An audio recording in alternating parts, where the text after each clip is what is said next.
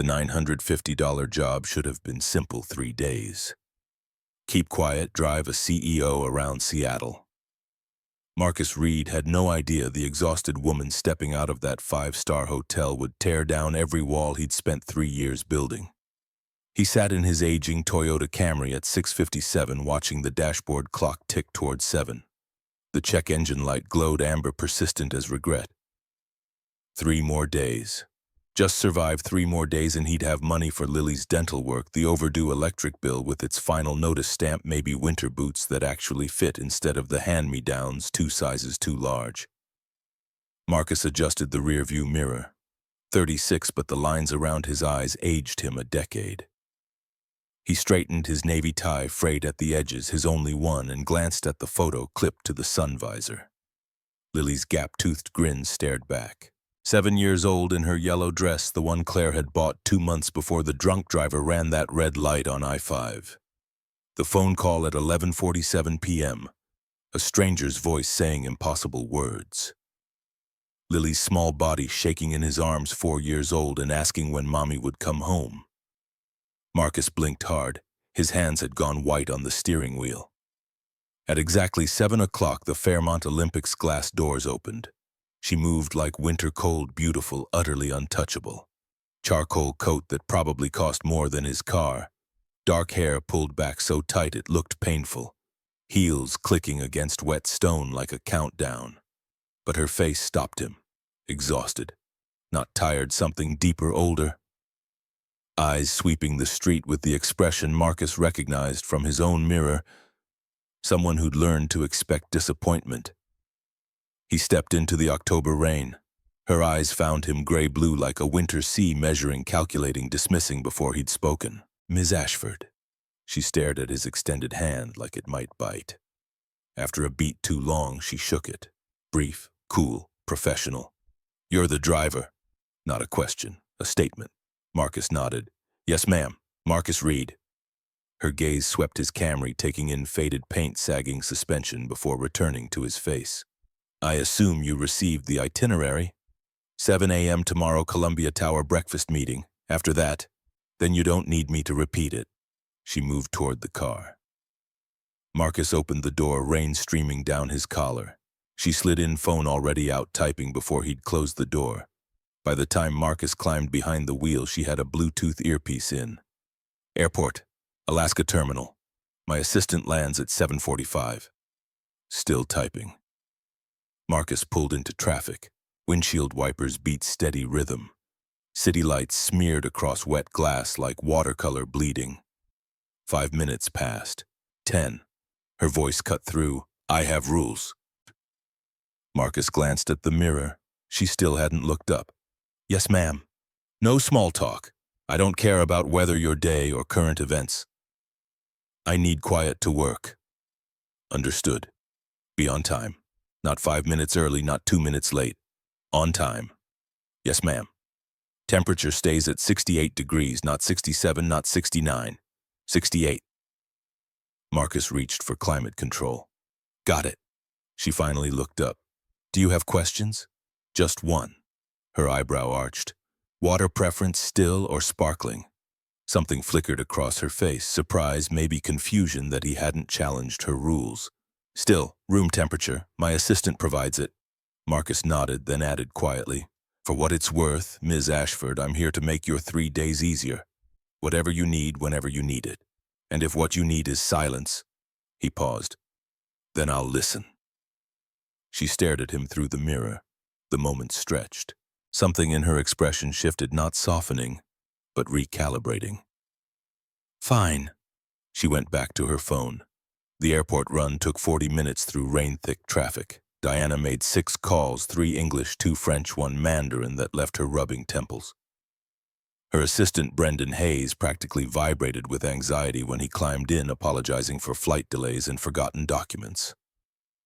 Diana's responses came surgical. "Fix it. I don't need excuses. I need solutions. 6 a.m. on my desk." They were halfway back when Marcus saw it, 3 cars ahead. Tires losing grip on slick asphalt, trailer beginning its terrible sideways slide. His hands moved before thought caught up. Brake pressure steady, not hard enough to lock wheels. Feel the ABS pulse.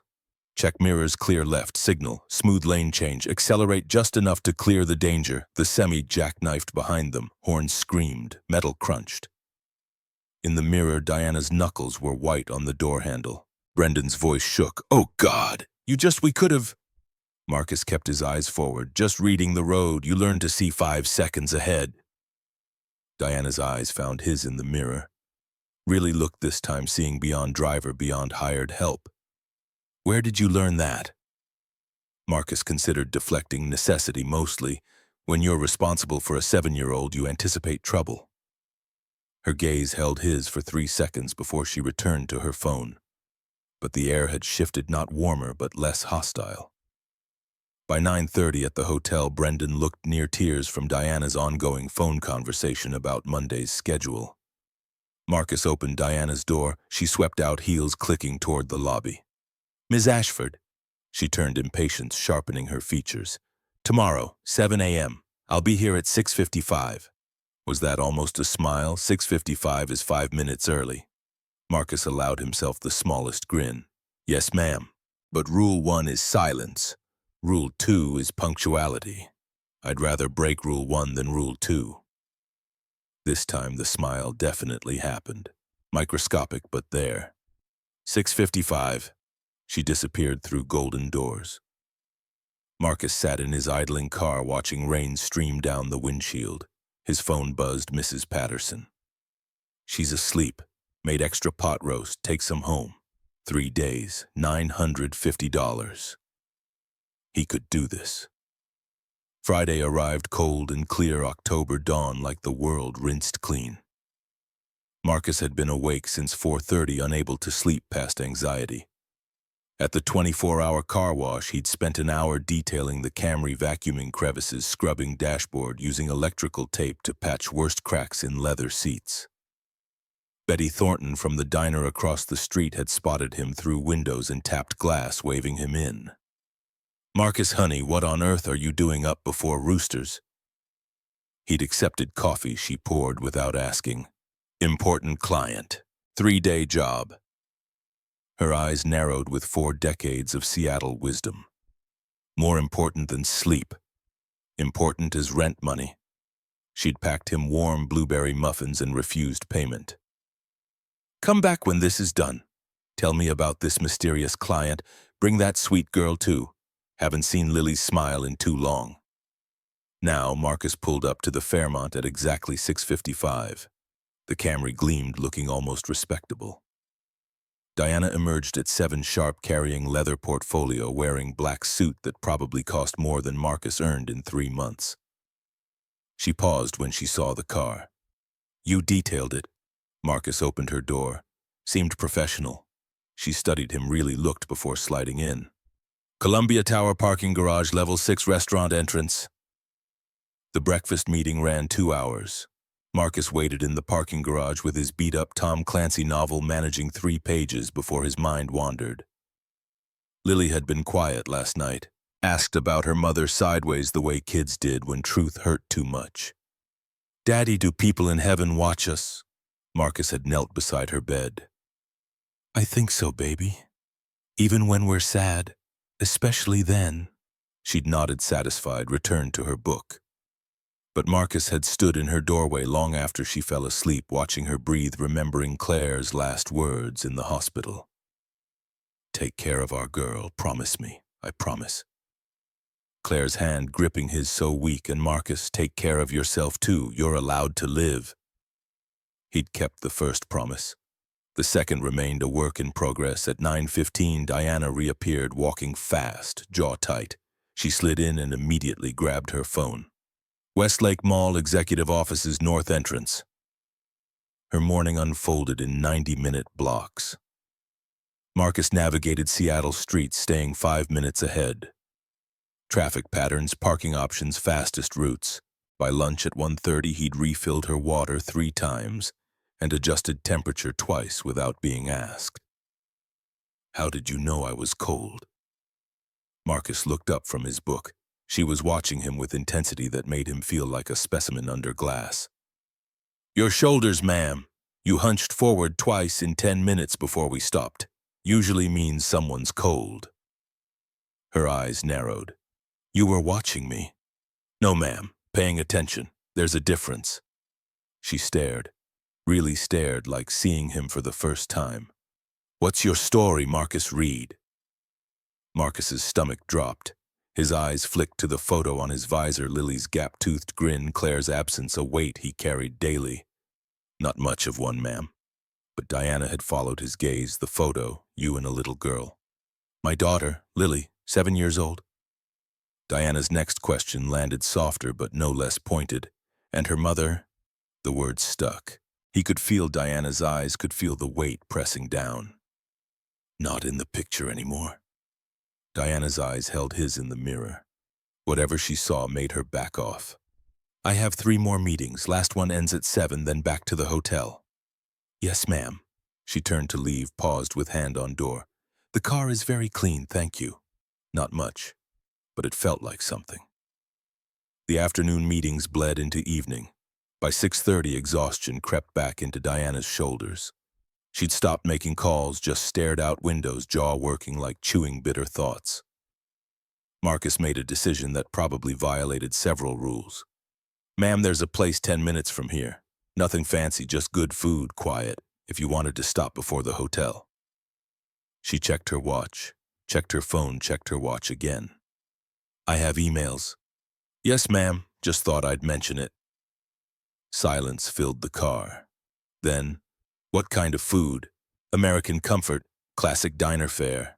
Betty's been running it 40 years, best meatloaf in the city if you ask locals.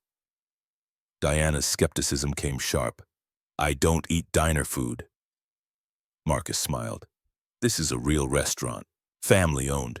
You'd be the only customer in a suit costing more than Betty's entire kitchen, but I promise the food's worth it. Was that a laugh? More like a snort, but Marcus counted it. 10 minutes. If it's awful, I'm deducting time from your fee. Fair enough. Betty's diner sat wedged between a hardware store and used bookshop in Fremont. Neon sign, red cursive spelling Betty's with a coffee cup had flickered since Reagan. Windows steamed from inside, warm light spilling onto sidewalk. Through glass, Marcus could see red vinyl booths and checkerboard floor installed when Eisenhower was president. Diana stared. You're serious? Marcus was already opening her door. Deadly serious, ma'am. She gathered her portfolio and followed stiletto heels clicking against black and white tiles. Betty looked up from the register, broke into a smile that crinkled her whole face. Marcus, where's my Lily? Not tonight, Betty. Brought a friend instead. Betty's eyes swept Diana's expensive suit and skeptical expression. But 40 years of Seattle hospitality kept her smile warm. Well, now, first time at Betty's. You're in for a treat, honey. Sit wherever you like. She disappeared through swinging kitchen doors before Diana could respond. They settled into a corner booth. Restaurant nearly empty, just an elderly man reading newspaper by the window and college students hunched over textbooks. The air smelled like coffee and something baking, and underneath the comforting scent of home. Diana looked around like an anthropologist studying foreign culture. You come here often? Marcus relaxed into familiar vinyl. Once a week, usually. Lily loves Betty's chicken pot pie. Always gives her extra gravy. He paused, aware he was revealing more than intended. Our Friday tradition. After her mama died, we needed routines, something to count on. Diana's expression did something complicated, softening, then tightening, fighting some internal battle. How long ago? The answer came easier, edges worn smooth from repetition. 3 years, car accident, drunk driver ran a red light. She was coming home from late shift at the hospital. Nurse pediatric ICU. I'm sorry. Thank you. That's why you take these jobs, private driving. Marcus traced a scratch in the table. Flexible schedule, drop Lily at school, pick her up, be there when she needs me. Can't do that 9 to 5. Diana leaned forward slightly, genuinely curious rather than professionally polite. What did you do before?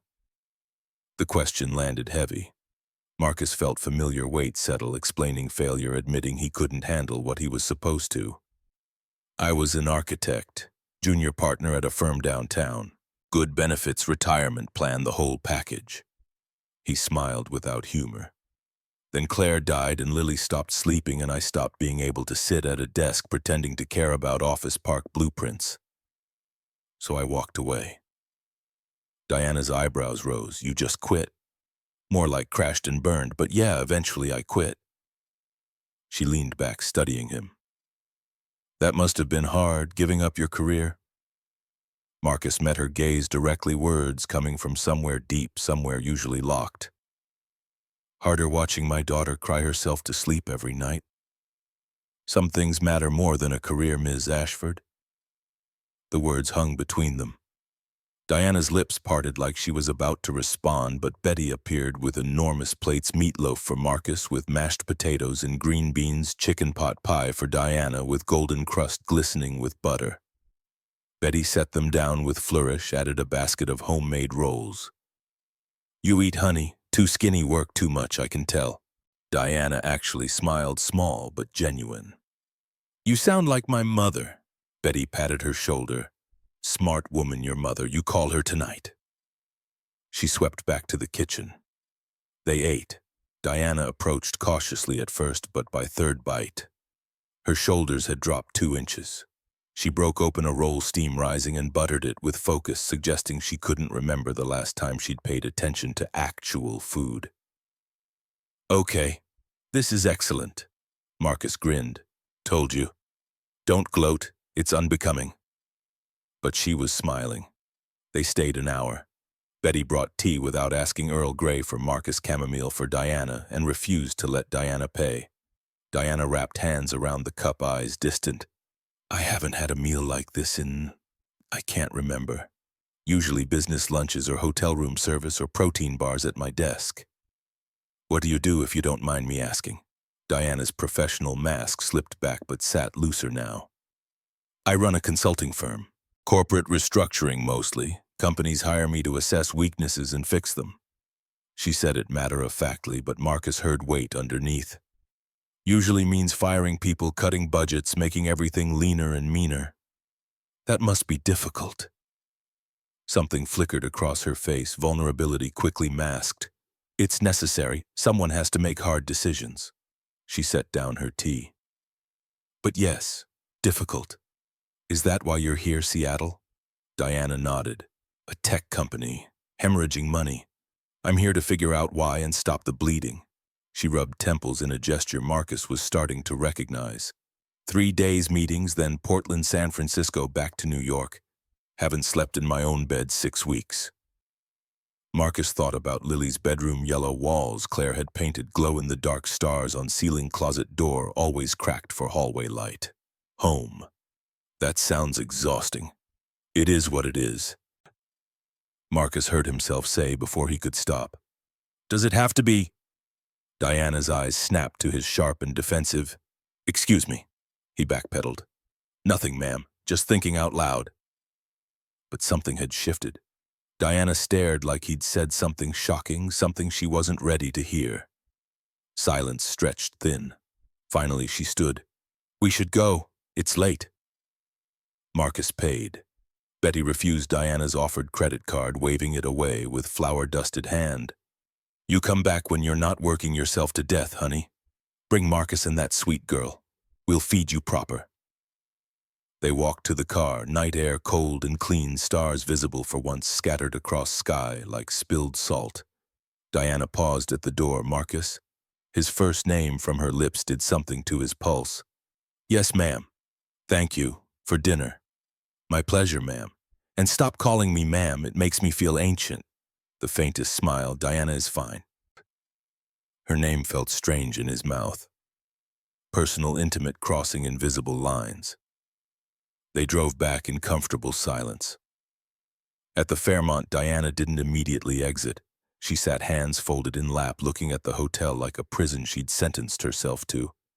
Same time tomorrow. Yes, 6:55. She reached for the handle, stopped. That thing you said earlier. About some things mattering more than a career. He waited. Do you regret it giving up architecture? Marcus thought about Lily's laugh.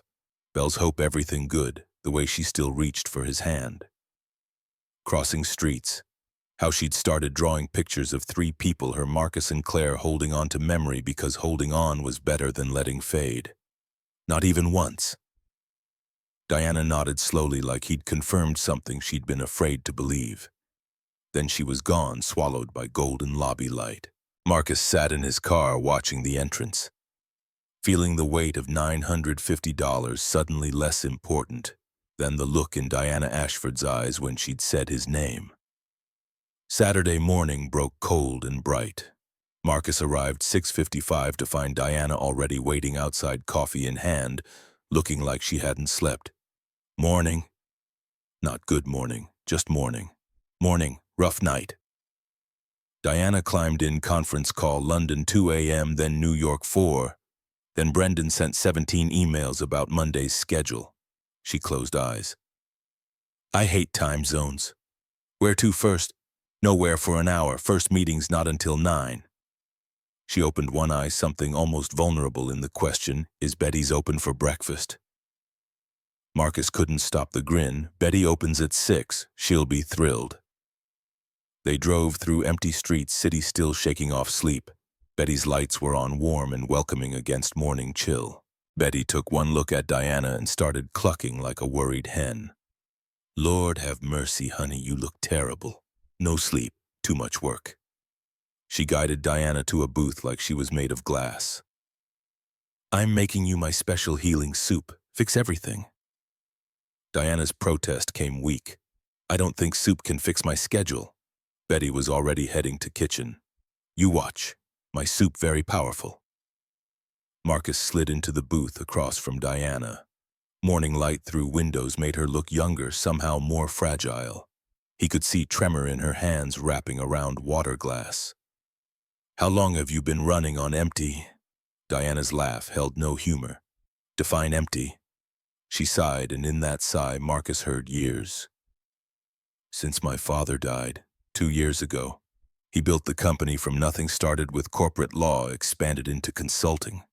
When he got sick, I took over, kept everything running during treatment. Then after...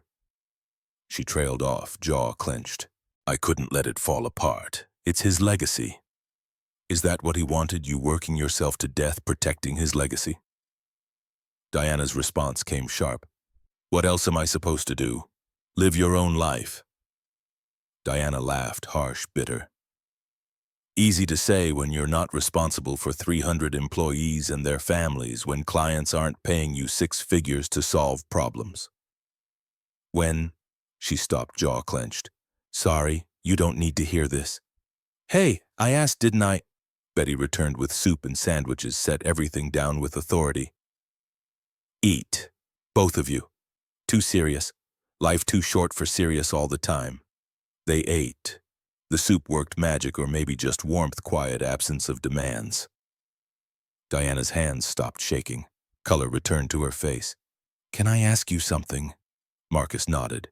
Diana set down her spoon. Yesterday when you talked about Lily, you said you needed routines after your wife died. What did you mean? Marcus took breath, knowing this mattered. Lily was 4 when Claire died, old enough to understand Mama was gone. Too young to understand why. She stopped eating, stopped talking, would wake screaming 3-4 times a night. Doctor said grief trauma, give it time.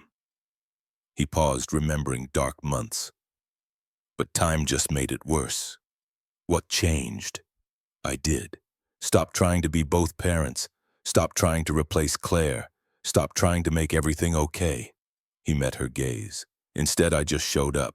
Every morning, breakfast 7, every afternoon, pickup 4, every Friday, Betty's. Same thing, same times, over and over, until Lily knew, really knew, I wasn't going anywhere. That even though Mama was gone, Daddy was solid, reliable, boring even. Diana's voice came thick. That doesn't sound boring. That sounds like love. Marcus felt his throat tighten, pushed through. Yeah, well, love is 90% showing up and 10% knowing when to step back. Diana studied him, and Marcus had the uncomfortable feeling she was seeing straight through every defense he'd built. "You're not what I expected. What did you expect?" Diana picked at her sandwich. "Someone trying to impress me. Someone angling for bigger tips. Someone who saw me as a means to an end." She looked up, eyes bright. "You're the first person in months who's treated me like a human being instead of a walking paycheck. Maybe you should get better people in your life." Diana's smile was sad. "Maybe I should." They finished as sun climbed higher. Betty hugged Diana goodbye, actually hugged her, ignoring startled expression. "You come back, honey. Bring Marcus and that sweet girl. We'll take care of you. She's wonderful." Marcus unlocked doors. "Betty's been feeding this neighborhood 40 years. She's seen it all, helped through it all. She's family, I guess. The kind you choose." Saturday unfolded in meetings and calls, but something had shifted. Diana asked Marcus questions between appointments about Lily's Seattle life. He asked about New York, her company, her father's shadow. Easy rhythm emerged. She'd look up coffee, and Marcus would already be pulling into drive-through. She'd rub her neck, he'd adjust seat warmer without asking. "You're good at this." Marcus glanced at mirror, at driving, at paying attention, reading people. Must come with being a single parent. Marcus considered. You learn to read signs with a 7-year-old, otherwise you end up with full-blown meltdown in the grocery store. Diana smiled, real warm, genuine. "I'd like to meet her. Lily, if that would be okay." The words hung between them. An offer, a bridge, a risk. Marcus's pulse kicked. She'd like that, always asking about work, about people I drive. She likes hearing stories. What do you tell her? The truth, mostly. That everyone's got their own stuff, their own struggles. That sometimes people are rude because they're scared or tired or lonely. That kindness matters. Does she believe you? Marcus smiled. She's 7. She believes everything I say. Give her a few years and she'll figure out I'm making it up as I go. I doubt that. At 7:30, Marcus pulled up to the Fairmont for what should have been the last time that day. But Diana didn't get out. She sat staring at her phone, jaw working. Problem? Diana looked up and Marcus saw something new in her eyes. Uncertainty, vulnerability, fear. Tomorrow's Sunday, my last day, flight 6 p.m., no meetings scheduled. I was supposed to work from hotel, catch up on everything, but... She paused, admission coming quiet, almost ashamed. I don't want to. I don't want to sit in that hotel room answering emails and pretending this weekend didn't happen. What do you want to do? Diana gestured helplessly. I don't know. Something normal. Something that's not work. Marcus made a decision that crossed every professional boundary. Lily has swim class Sunday mornings, 10 a.m. at the community center. Then we usually get ice cream, go to the park, nothing fancy, just life. He took breath. You're welcome to join, if you want. Silence stretched. Marcus's pulse hammered. He'd just invited a client paying nearly $1,000 to spend the day with his daughter. What time? Something eased in his chest. Swim class is 10, we could pick you up 9:30. Diana nodded, decisive. Okay, yes. You sure? Her honesty came raw. No, but I'm doing it anyway. Thank you. Diana's eyebrows rose. For what?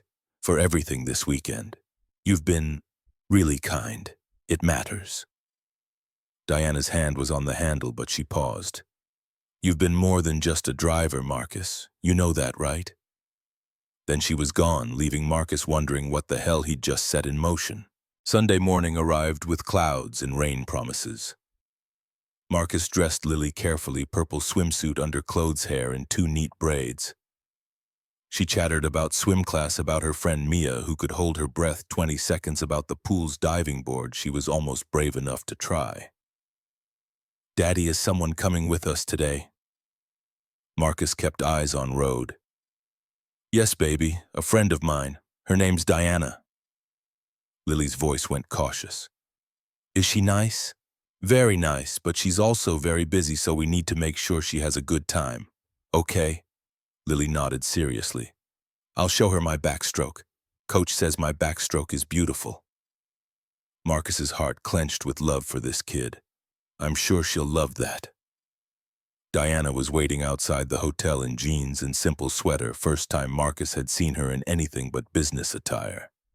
She looked younger, softer, absolutely terrified. She climbed into front seat. Marcus felt the shift in intimacy, no longer client and driver, but something else. Diana turned to Lily and back. Hi, you must be Lily. Lily beamed, gap-toothed and radiant. You're really pretty. Are you a princess? Diana laughed, startled, genuine, filling the car with warmth. No, sweetie, just a regular person. Lily's response came serious-wise beyond 7 years.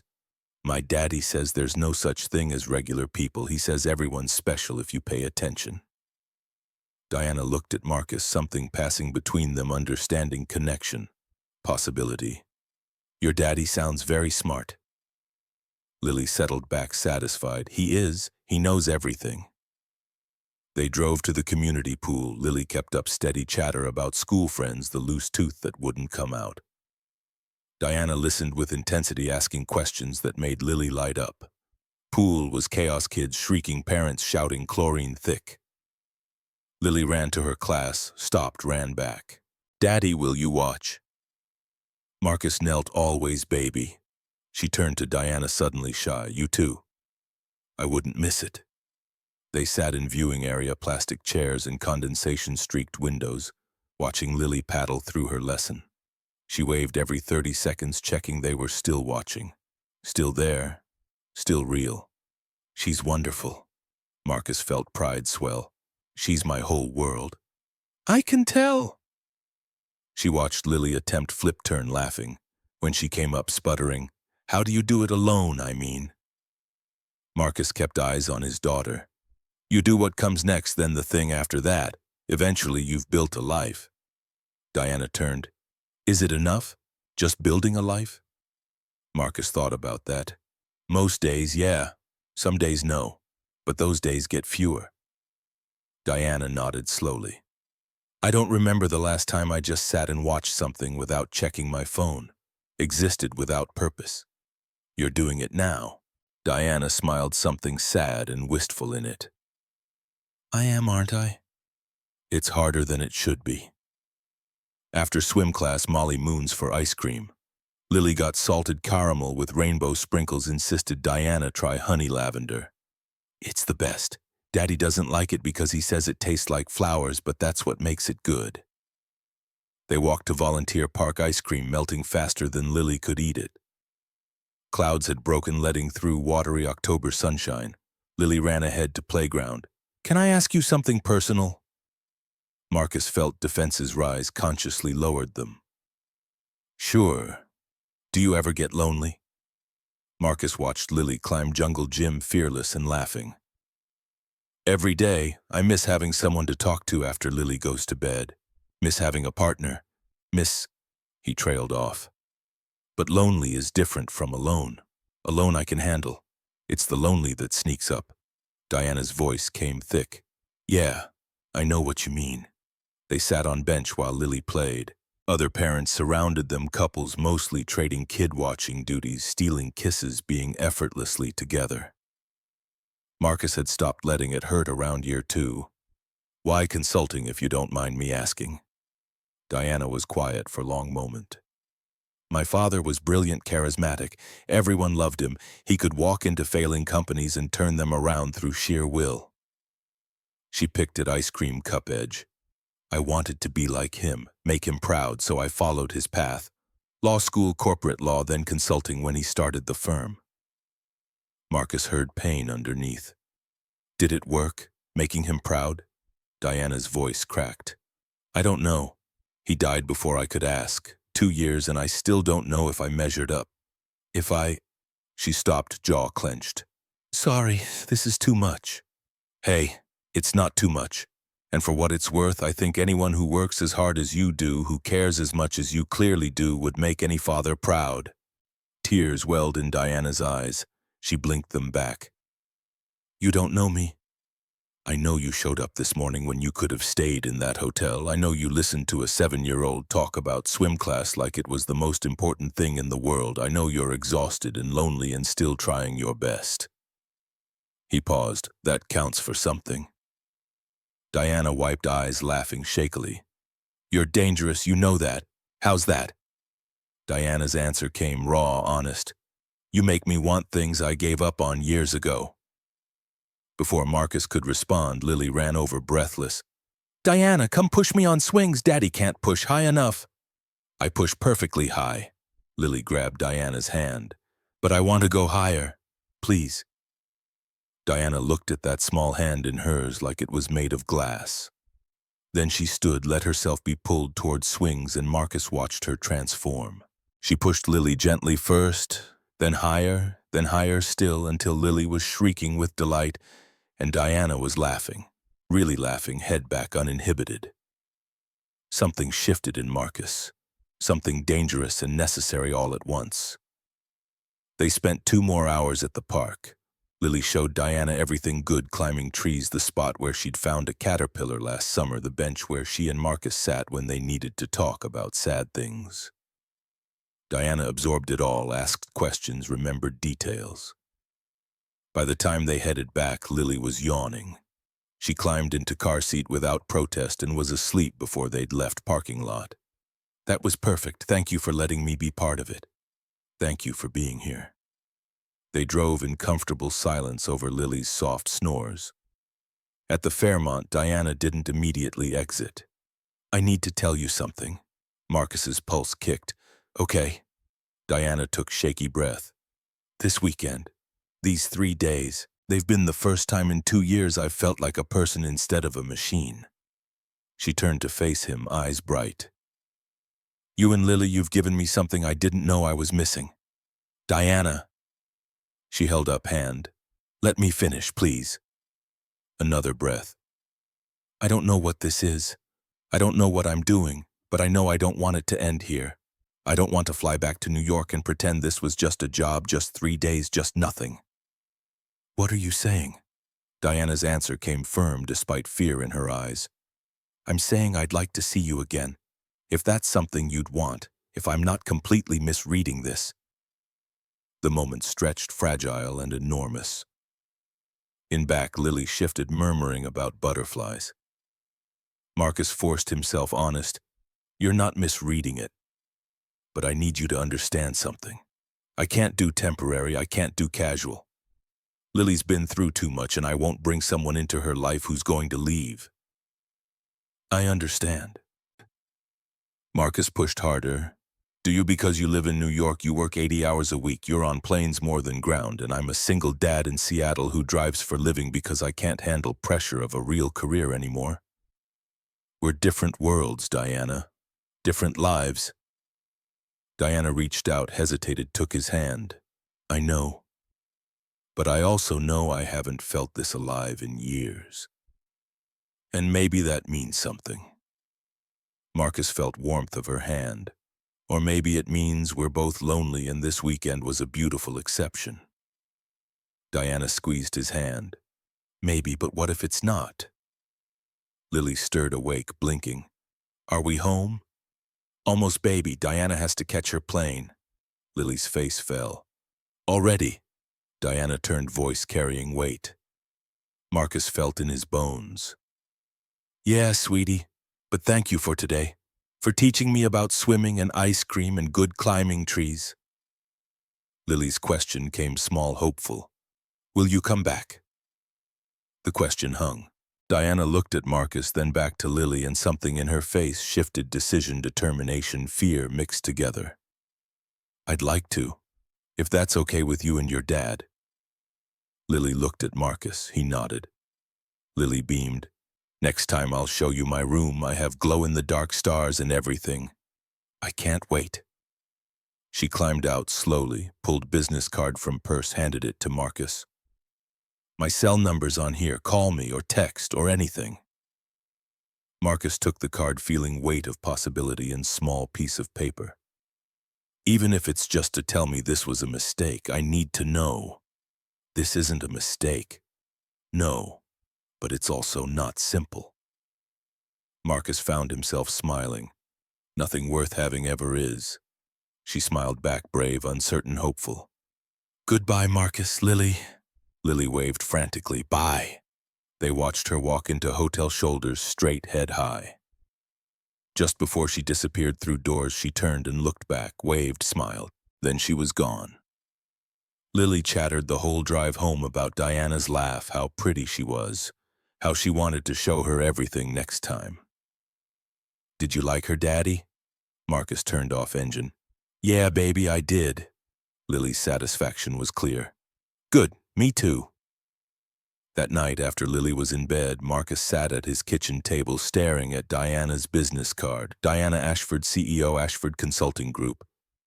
A New York address, a world away. His phone was in hand. Before he could talk himself out. Made it to your flight, okay? 3 minutes later, boarding now. Can't stop thinking about today, about you, about Lily. Is that crazy? If it is, we're both crazy. Her reply was immediate. Good, I like the company. Marcus smiled, something that felt like hope and terror filling his chest. Get home safe. Talk soon. Promise. He set down phone and looked at Lily's photo on the fridge. Her gap-toothed grin, her yellow dress, her unshakable belief that everything would be okay as long as Daddy was there. Claire's last words echoed. Take care of our girl. And Marcus, take care of yourself too. You're allowed to live. Maybe Marcus thought maybe it was time to try.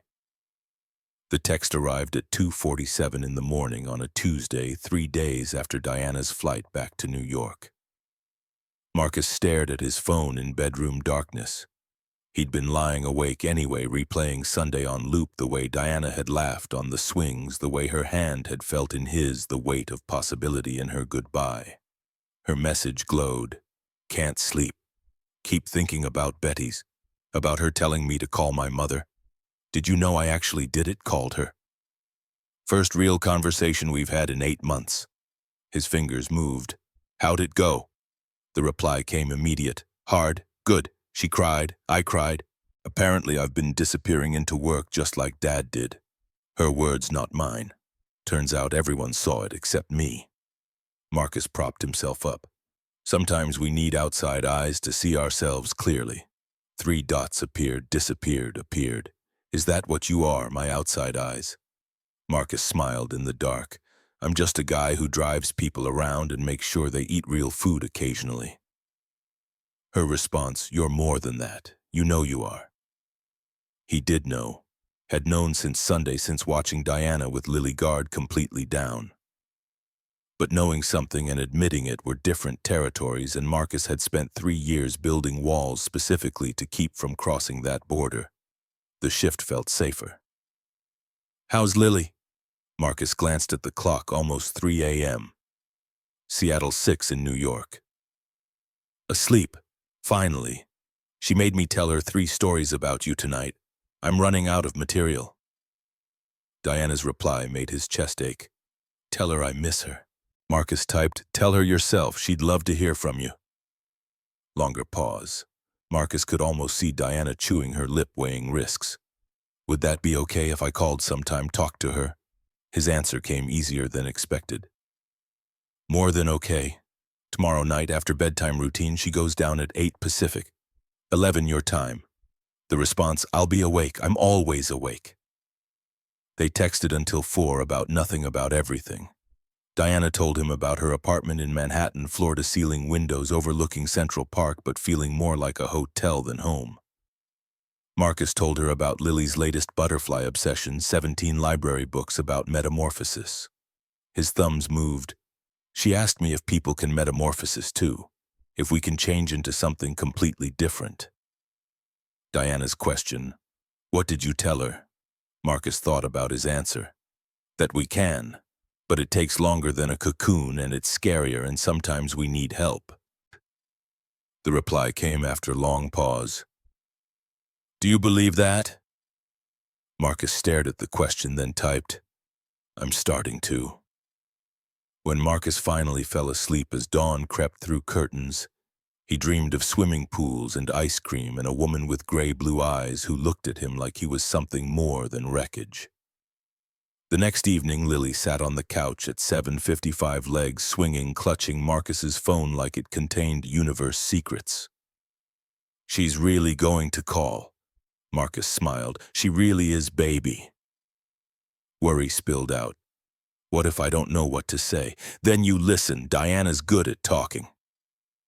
At exactly 8 o'clock 11 p.m. in New York, the phone rang. Lily's eyes went huge. She looked at Marcus, who nodded. Her voice came small. "Hello." Marcus couldn't hear Diana's side, but he watched Lily's face transform. Uncertainty melting into delight, shyness dissolving into natural exuberance. Words tumbled. "I lost another tooth. See?" Lily held phone to her mouth, showing the new gap. "The tooth fairy brought me $5. Daddy says that's because New York tooth fairies are rich."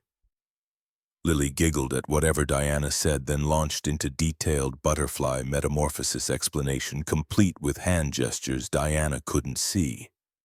But Lily couldn't stop making. "And then the caterpillar makes a chrysalis, not a cocoon that's moths, totally different. And inside it basically turns into soup before it becomes a butterfly. Isn't that cool? It has to completely fall apart to become something new."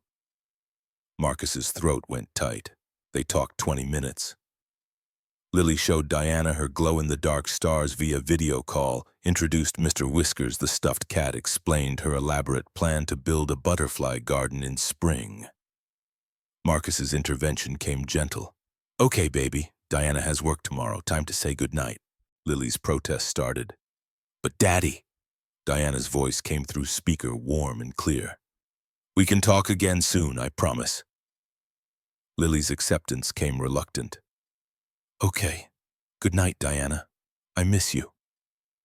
Pause, then Diana's voice thick. "I miss you too, sweetheart. So much." After Lily reluctantly went to bed, Marcus took the phone to his bedroom. "Hey." Diana's voice was rough. "She's incredible, Marcus. Just incredible."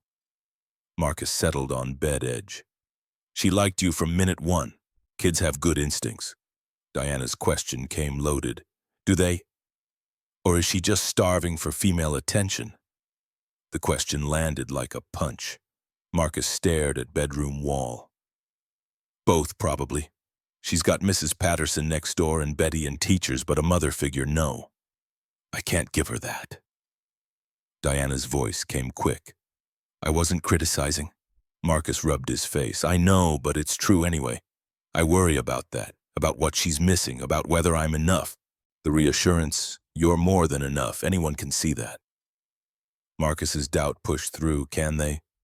Because sometimes I feel like I'm barely holding it together. Like one wrong move and everything falls apart." Diana was quiet then. "You want to know something I've never told anyone?" Marcus straightened. "Sure."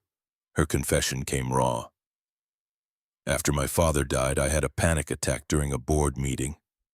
Full-blown can't breathe, thought I was dying panic attack. Locked myself in the bathroom for an hour." Her voice shook. "Everyone thinks I just stepped up, took charge, handled it. Nobody knows I spent 6 months terrified every day I'd fail, that I'd destroy everything he built." "What changed?" Diana's laugh held no humor. "Nothing. I'm still terrified. I just got better at hiding it." Marcus closed his eyes. "We're a mess, aren't we?" Her agreement, completely, but at least we're honest about it. They talked until 1 in the morning, Diana propped in her too big Manhattan bed. Marcus lying in his small room with Lily's nightlight casting yellow stars across ceiling from hallway. They talked about Claire, about the year after she died when Marcus couldn't figure out how to be both parents. About Diana's father, about weight of expectations and impossibility of filling shoes never meant for you. Diana's question came quiet. "Do you think they'd approve Claire and my father? Of this, whatever this is?" Marcus thought about Claire's last words, "You're allowed to live." His answer, "Yeah, I think they would." The calls became routine. Every night, 8 Pacific, 11 Eastern, Diana would call Lily. They talked about school butterflies, nothing important and everything essential. Then after Lily went to bed, Diana and Marcus would talk for hours about days, fears slowly evolving, understanding that what had started as a $950 job had become something neither knew how to name but both were afraid to lose. 2 weeks after Diana left Seattle, Marcus's phone rang at 3 afternoon, unusual, unexpected. He was waiting outside Lily's school 5 minutes early like always. Diana's voice came tight. "I'm coming back to Seattle." Marcus's pulse lurched. "When?" The explanation tumbled. "This weekend. Meeting with potential client Friday, Boeing. They want to discuss consulting contract." She paused. "I fly in Thursday night, fly out Sunday morning." Hope bloomed. "That's great. The Boeing contract, I mean." Diana's confession rushed. "I volunteered for it. Told James I needed to handle this personally. He thought I was insane. I hate aerospace contracts, but it got me to Seattle, so I lied about my expertise." Marcus couldn't stop the grin. "You're flying across the country under false pretenses to see me." Her voice came small. "And Lily, don't forget Lily." Marcus's assessment. "That's insane." Diana's hope bled through. "I was hoping you'd say that. Can I see you?" "Both of you, I know it's last minute." Marcus cut her off. Diana breathed. "Yes, obviously yes. Lily's going to lose her mind." Relief was audible, really and really.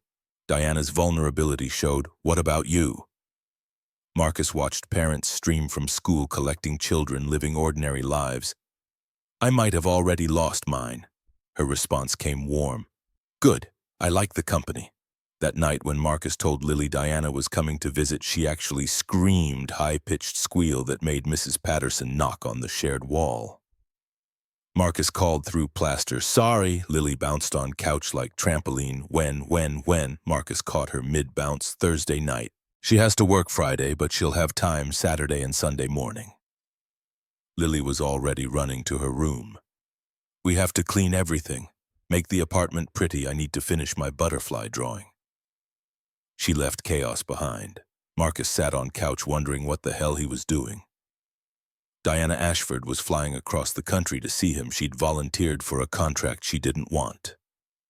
Lied to her business partner, rearranged her impossible schedule for him for them. His phone buzzed. Second thoughts. Marcus typed terrified thoughts. Diana's response, "Me too, but I'm doing it anyway." "Why?" Her answer made his chest tight. "Because I can't stop thinking about you. Because Lily talks about butterflies and I think about metamorphosis and falling apart to become something new. Because for the first time in 2 years, I want something more than my father's approval."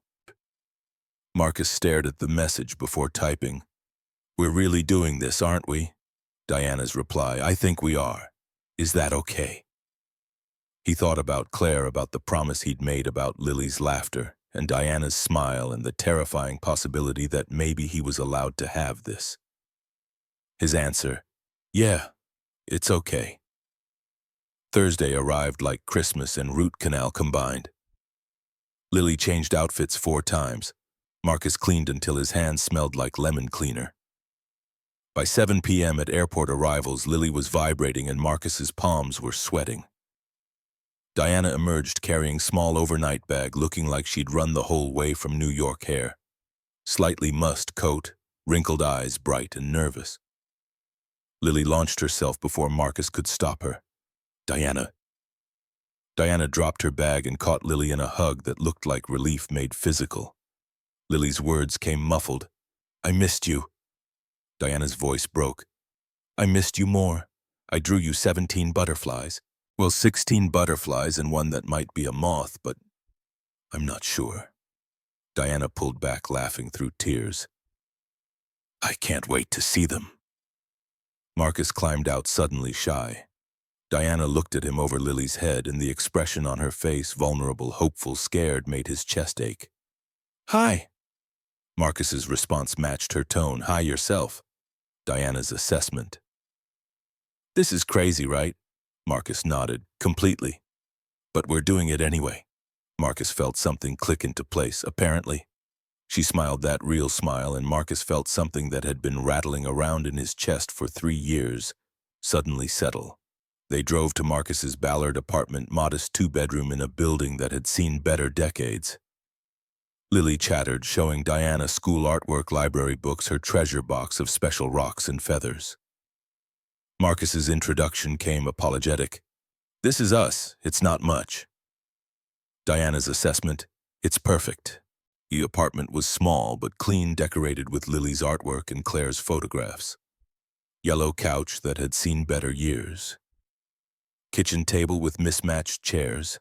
Glow-in-the-dark stars visible on Lily's ceiling through open bedroom door. Diana set down her bag and looked around. Really looked. Stack of library books about butterflies. Photo of Marcus and Claire and baby Lily on mantel. Carefully organized chaos of a life built from scratch after everything fell apart. Her voice came thick. "I love it. Thank you for letting me in." Lily grabbed Diana's hand. "Come see my room, I have so much to show you." The next hour disappeared in butterfly drawings and bedtime negotiations. Lily finally fell asleep at 9:30, clutching Mr. Whisker's smile on her face even in sleep. Marcus and Diana stood in doorway watching her breathe, not touching but close enough to feel each other's warmth. Marcus's observation. "She's going to be heartbroken when you leave." Diana's voice was small. "I know, so am I." She turned. "Then maybe I shouldn't leave." Marcus felt hope and fear war. "Diana," her words rushed, "I'm not saying forever, I'm not saying move in, I'm just saying—" She gestured helplessly. "I don't know what I'm saying, I just know I don't want this to be temporary." They moved to living room, settling on opposite ends of yellow couch. Careful, cautious, like they were both afraid one wrong move would shatter whatever fragile thing they were building. Marcus redirected to safer ground. "Tell me about the Boeing meeting," Diana groaned. "It's a disaster waiting to happen. They want me to assess supply chain efficiency. I know nothing about aerospace supply chains. I'm going to get found out immediately." Marcus's confidence. "You're brilliant, Diana. You'll make it work." Her gratitude showed. "You have a lot of faith in me." "Should I not?" She was quiet for a long moment. "My team thinks I'm losing my edge. Taking too much time off. Missing deadlines. I had to cancel 3 meetings to be here this weekend." Marcus's concern sharpened. "Do you regret it?" Her answer came immediate. "Not even a little bit." She turned to face him fully. "That's what scares me. I've spent my entire adult life building this company, and now I'm blowing off meetings to fly across the country for a guy I've known for 3 weeks." Marcus's observation. "When you put it that way, it does sound insane." Diana's hand found his.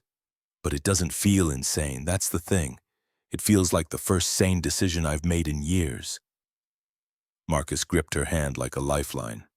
"I'm terrified too, you know. I've been alone for 3 years. I've gotten good at alone, safe and alone, and then you showed up in your expensive suit with your rules and your exhaustion, and suddenly alone feels like a prison instead of protection." Diana's question. "What are we doing, Marcus?" His answer. "I don't know, but I think we're doing it together." They sat in comfortable silence, hands linked, watching city lights through window. Finally, Diana spoke. Her tone shifted to business. "I need to tell you something. About work." Marcus's stomach dropped. "You're not stepping down." Diana's correction. "No, I'm still stepping down. But James and I worked out a different arrangement." She turned. "I'm keeping 3 clients. Just 3. All remote work except quarterly in-person meetings.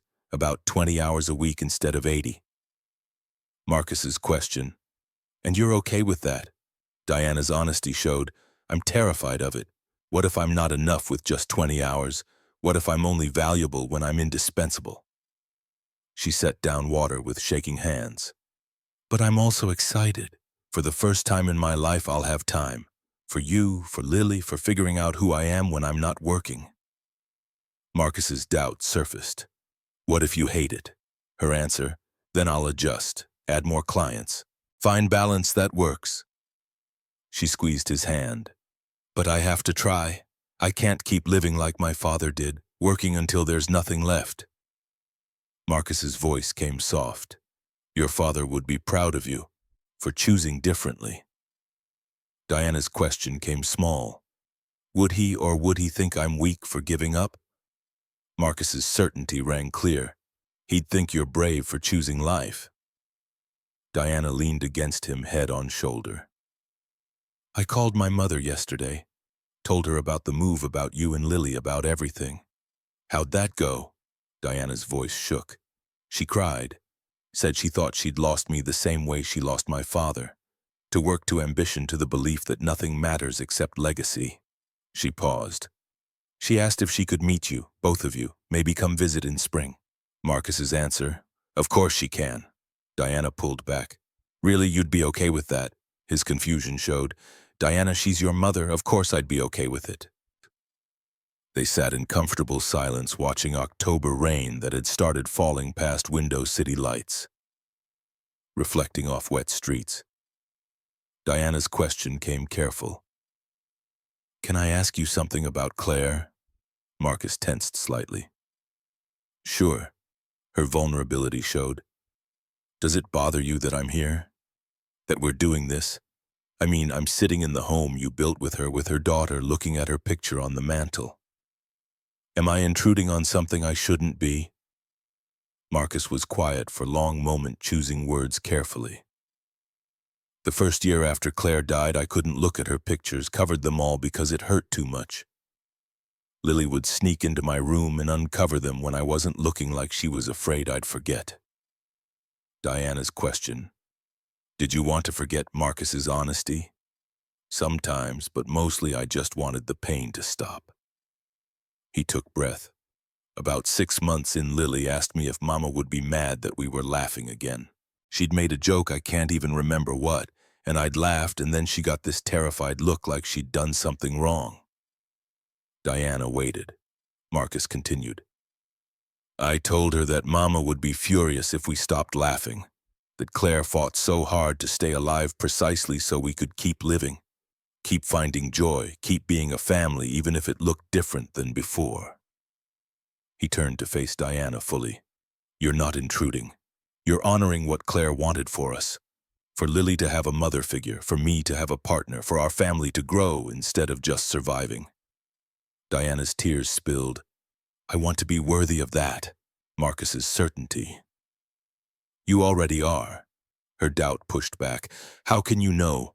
Marcus wiped her tears. Because you're here. Because you gave up everything safe to take a chance on us.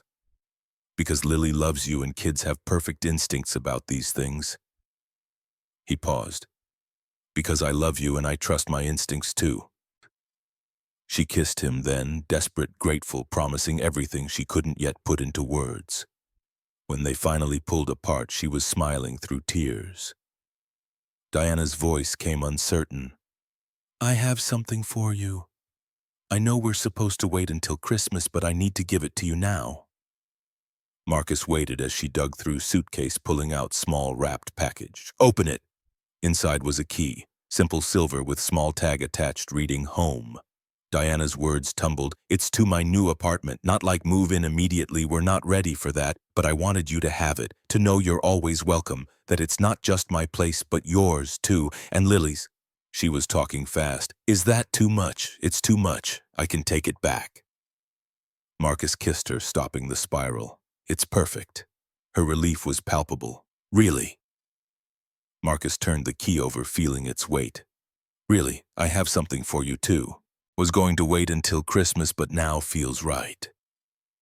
He disappeared into bedroom, returning with small box. Diana's hands shook as she opened it. Inside was delicate silver necklace with small butterfly pendant. Simple, beautiful, unmistakably meaningful. Marcus's explanation. Lily helped me pick it out. She said you needed a butterfly to remember us by when you're in New York. For the next 2 months until you move. Diana couldn't speak, could only nod as fresh tears streamed. Marcus took the necklace and fastened it around her neck. She touched the pendant like it was made of glass, like it might disappear if she looked away, her vow. I'll never take it off. Marcus's gentle correction. You don't have to. Diana's certainty cut him off. I'll never take it off. It's perfect. You're perfect. This is perfect. Marcus smiled. We're far from perfect. Diana's amendment. Perfectly imperfect, then. They stayed up talking until 2, making plans and promises and slowly rebuilding what fear had nearly destroyed. When Diana finally admitted she should probably sleep, early flight, busy week ahead, neither moved. Marcus's offer, stay, just tonight, just sleep, I'll take the couch. Diana's protest, Marcus, his interruption. I want to wake up knowing you're here, even if it's just for a few hours. Diana studied his face, then nodded. Okay, but I'm not kicking you out of your bed. We're adults. We can share. They lay in Marcus's small bed, fully clothed, careful not to touch too much, and talked until dawn crept through windows about everything and nothing. About Claire and Diana's father and weight of expectations and lightness of letting go. Diana's confession came into darkness. I need to tell you something. Marcus waited. Her words came raw. I think I'm falling in love with you. Marcus's heart stopped, started again, beat differently. Diana continued quickly. I know it's too soon. I know we barely know each other. I know it's insane and impractical and probably doomed, but I needed you to know before I leave, before this becomes real. Marcus's response. I think I'm falling in love with you too. She turned in darkness, finding his face with hands. Really? Marcus's honesty. Really, and you're right, it's insane and impractical, but it's also the most honest thing I've felt in 3 years. They kissed until the alarm went off at 5 a.m. Too early, too soon, not enough time. They dressed in silence, Diana borrowing Marcus's sweatshirt because morning was cold and she wasn't ready to put armor back on. Lily was still asleep when they left. Marcus had kissed her forehead, whispered he'd be back soon. Prayed she wouldn't wake, heartbroken. The drive to airport felt both endless and too short. They didn't talk much. What was there to say that hadn't been said in darkness, in whispered confessions and careful kisses at departure's curb? Diana gripped his hand. I'll call tonight, after my meetings. Marcus's voice came rough. We'll be waiting. Diana's apology. Tell Lily I'm sorry I didn't say goodbye. Tell her. Her voice broke. Tell her I'll be back as soon as I can. Marcus's reassurance. She knows, we both know. Diana kissed him, urgent, desperate, already grieving separation. Then she was gone, swallowed by automatic doors and press of travelers and relentless forward motion of a life that demanded she keep moving. Marcus sat in his car, watching planes take off, carrying people away to lives that continued spinning even when yours felt like it had stopped. His phone buzzed. At gate. Boarding soon. Already miss you. Marcus typed, miss you too. Fly safe. Her response made his chest ache. Marcus, this is real, us. Even when it's hard, even when it's complicated, it's real. His fingers moved. I know. Diana's final message before boarding. I'll be back. Promise. Marcus stared at that word promise and felt weight of it. He drove home as sun rose, painting Seattle in gold and hope. Lily was awake when he walked in, sitting at kitchen table with tears streaming. Her accusation came small. She left. Diana left. Marcus knelt in front of his daughter, gathering her into his arms. She had to, baby. She has a job in New York. People counting on her. Lily's fear spilled. But she's coming back, right? She promised. Marcus pulled back to look at her. She promised. Lily's question came loaded. Do you believe her? Marcus thought about Diana's face in darkness, her confession, her fear and hope tangled together. His answer, yeah, baby, I believe her. Lily cried for a few more minutes, big gulping sobs of a child learning that love sometimes means letting go. Then she wiped eyes and looked at Marcus with frightening wisdom. Her question, do you love her, Daddy? The question hung honest, impossible to dodge. Marcus's admission, yeah, I think I do. Lily nodded, satisfied. Good, because she loves us too, I can tell. Marcus's curiosity. How can you tell? Lily's observation. She looks at us the way you look at Mama's picture, like we're precious. Marcus's throat closed. He pulled Lily closer, breathing in her shampoo and innocence and that unique Lily smell that meant safety. His voice came thick. You're very smart, you know that. Lily's matter-of-fact response. Mama always said I got her brains and your heart. Marcus smiled despite tears. She was right. November crawled by with distance pressing down like physical force. Nightly calls helped Lily, chattering about school while Diana listened with focus she probably brought to million-dollar negotiations. Then Marcus and Diana talking until one or both couldn't keep eyes open. But phone calls couldn't fill the space at his table where she'd sat that one morning. Couldn't replicate weight of her head on his shoulder. Couldn't make the apartment feel less empty. 3 weeks in reality started to bite. Diana missed a call. Client emergency in San Francisco that ran until 2 a.m. Lily cried herself to sleep. Next night, Diana called at 7 instead of 8, catching them at dinner, and the rhythm felt wrong, fractured. Her apology rushed. I'm so sorry about yesterday. The client threatened to walk and I had to. Marcus's interruption came tight. It's fine. We understand. Diana's plea. Marcus, talk to me. His deflection was automatic. Not now. Lily's listening. After Lily went to bed later than usual, clingy and uncertain, Diana called back. Her voice came careful. Okay. Now talk to me. Marcus sat on his balcony in November cold, watching breath fog. The truth. This is harder than I thought it would be. Diana's acknowledgement. I know. Marcus's frustration spilled. Lily asked me today if you were real or if she dreamed you. 7 years old and she's already doubting what's right in front of her because it's too good to be true. Diana's pain was audible. What did you tell her? Marcus's voice went rough. That you're real, that you love us, that distance doesn't change that. He paused. But Diana, I'm starting to wonder if I'm lying to her. Silence stretched long and terrible. Diana's question came small. Are you breaking up with me? Marcus's denial. No, maybe. I don't know. He rubbed his face. I'm scared. Scared that we're building Lily up for a fall. Scared that you're going to wake up one day and realize this doesn't fit into your life. Scared that I'm being selfish letting her love you when I can't promise you'll stay. Diana's vow. I'm not going anywhere. Marcus's bitter laugh cut through. You already did. You left and you'll keep leaving because that's what your life requires.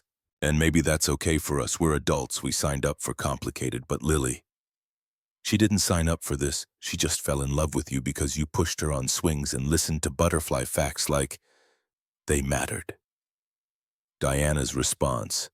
They do matter. She matters. You both matter more than anything. Marcus's challenge. Then prove it. The words came out harsher than he intended. Diana's breath hitched. That's not fair. Marcus's assessment. Maybe not, but it's true. Another pause, longer. When Diana spoke again, her voice shook. Her breakdown came raw. I have 18 meetings this week. Board presentation Friday. Portland crisis needs my physical presence. My partner is furious that I'm distracted. My assistant quit because I snapped at her. I'm sleeping 4 hours a night and forgetting to eat. And I know I'm failing you both, but I don't know how to fix it. Marcus's anger deflated. I'm not asking you to fix everything. I'm just asking for, I don't know, something more than this. Diana's question. What if I can't give you more right now? The question hung like smoke. Marcus thought about Claire, about how she used to work 60-hour weeks at the hospital and still make it to every one of Lily's milestones, exhausted, running on fumes, but present. Always present. His assessment came quiet, final. Then maybe we need to talk about what we're actually doing here, because I can't keep explaining to my daughter why the woman she loves is too busy to show up. Diana's plea started. Marcus, please. His interruption. I need to go. Lily's calling. He hung up immediately, regretting it. His phone buzzed 30 seconds later with texts. "I'm sorry, you're right, I'll do better." Then another. "I love you, both of you, that's not nothing." Marcus stared at messages before typing, "I know. I love you too, I'm just scared." Diana's reply, "Me too. But we're worth being scared for." He wanted to believe her. He did believe her. But belief didn't make the next 4 weeks shorter, didn't make empty space at his table less noticeable, didn't stop Lily from asking every single day when Diana was coming back. The low point came on Thanksgiving. They'd made plans. Diana was supposed to fly in Wednesday night, spend the holiday, fly back Friday. Mrs. Patterson had loaned extra chairs. Lily had made place cards with painstaking 7-year-old precision. Marcus had bought a turkey probably too big, but he wanted everything perfect. Tuesday night, Diana called. Marcus knew before she said a word. His preemptive strike came defeated. "Don't. Please don't." Diana's voice came small. "Marcus, I'm so sorry. The Portland client moved up the deadline. If I don't present Thursday, we lose a $3 million contract." Marcus's suggestion came hollow. "Come Friday." Diana's refusal came pained. "I can't. Board meeting Friday morning, scheduled for months." Marcus's assessment landed flat. "So you're not coming at all." Diana's promise. "I'll make it up to you. Christmas, I promise. I'll take the whole week off." Marcus's demand. "Stop making promises you can't keep." Diana's defense started. "You know how important this contract is. $3 million, Marcus."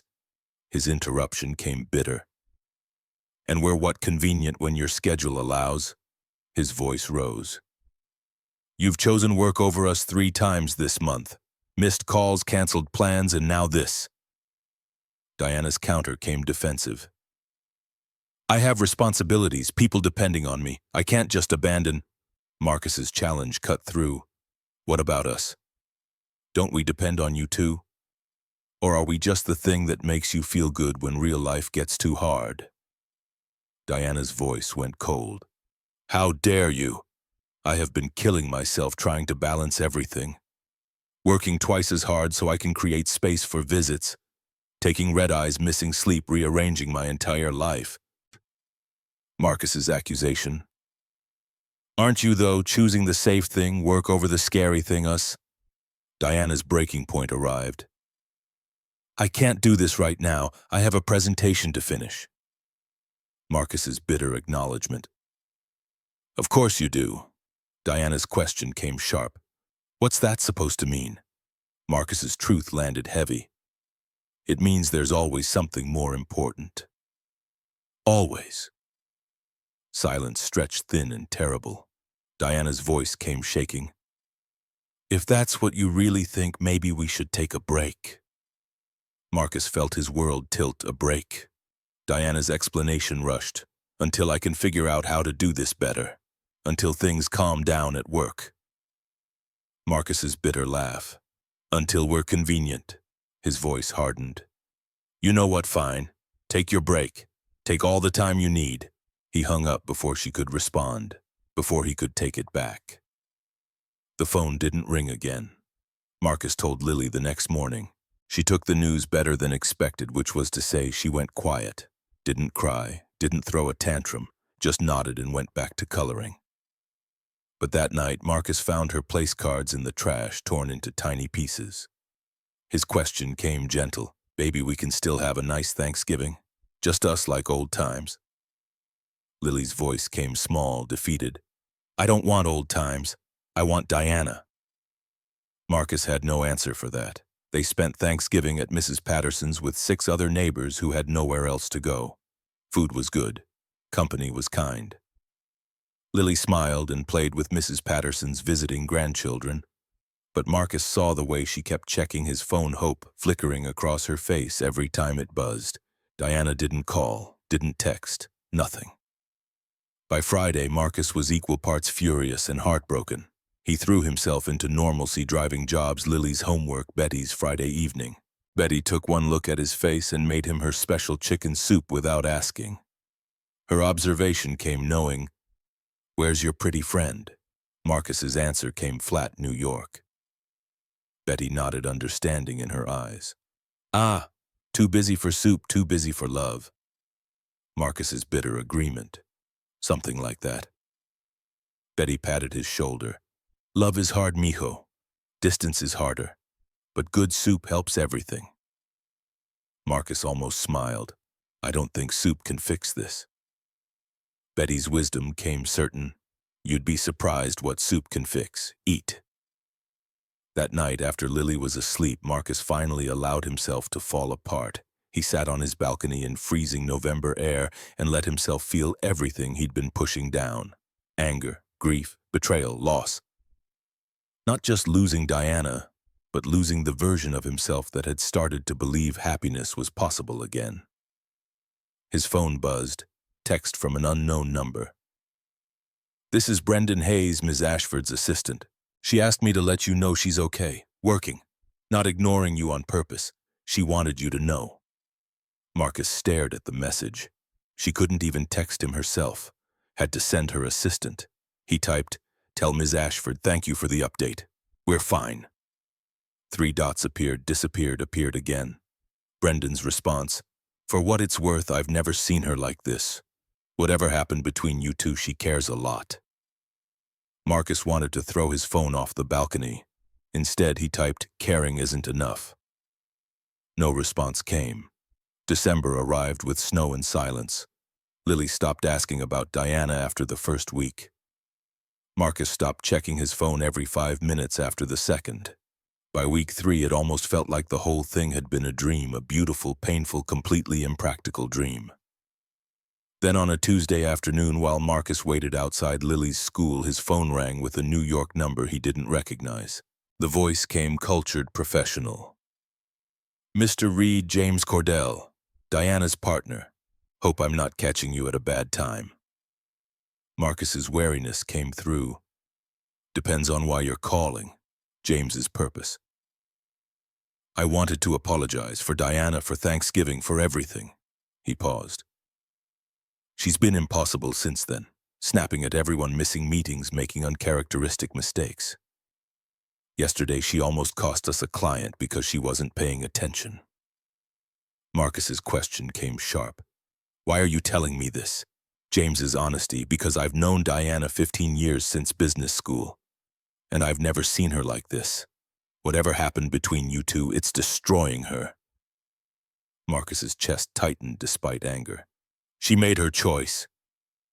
James's challenge came soft. Did she, or did she panic? He paused. Look, I don't know you. Don't know what you mean to her, but I know Diana. She's brilliant, driven, and absolutely terrified of needing anyone. Her father was the same way. Worked himself to death trying to prove he didn't need help, didn't need support, could do everything alone.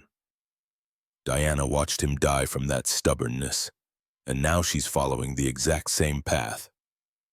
Marcus's question came tired. What do you want me to do about it?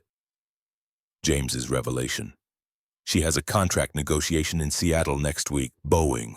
She's been avoiding it, trying to send someone else. I told her if she doesn't go, she's fired. Marcus's surprise showed. You can't fire her, she owns half the company. James's dry humor. Technically true, but I can make her life hell until she does what she needs to do. His tone softened. She needs to face this, Mr. Reed, face you, face whatever she's running from, and she won't do it unless someone forces her hand. After James hung up, Marcus sat in his car, mind spinning. Lily emerged from school chattering about a science project, oblivious to her father's inner turmoil. That night, he pulled out his laptop and did something he'd been avoiding. He looked up Diana Ashford, really looked. Articles, interviews, profiles. There she was, staring back from Forbes, the woman restructuring corporate America. Sharp, confident, untouchable. The quote that killed him.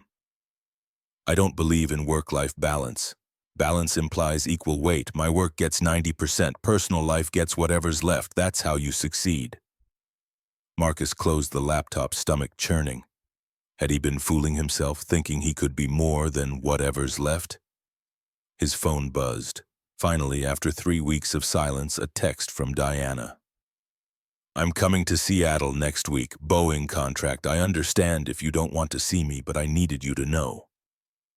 Marcus stared at the message before typing, when. Her response came quick. Wednesday, meetings Thursday and Friday, flying back Saturday. Marcus's fingers moved. We should talk. 3 dots appeared, disappeared, appeared again.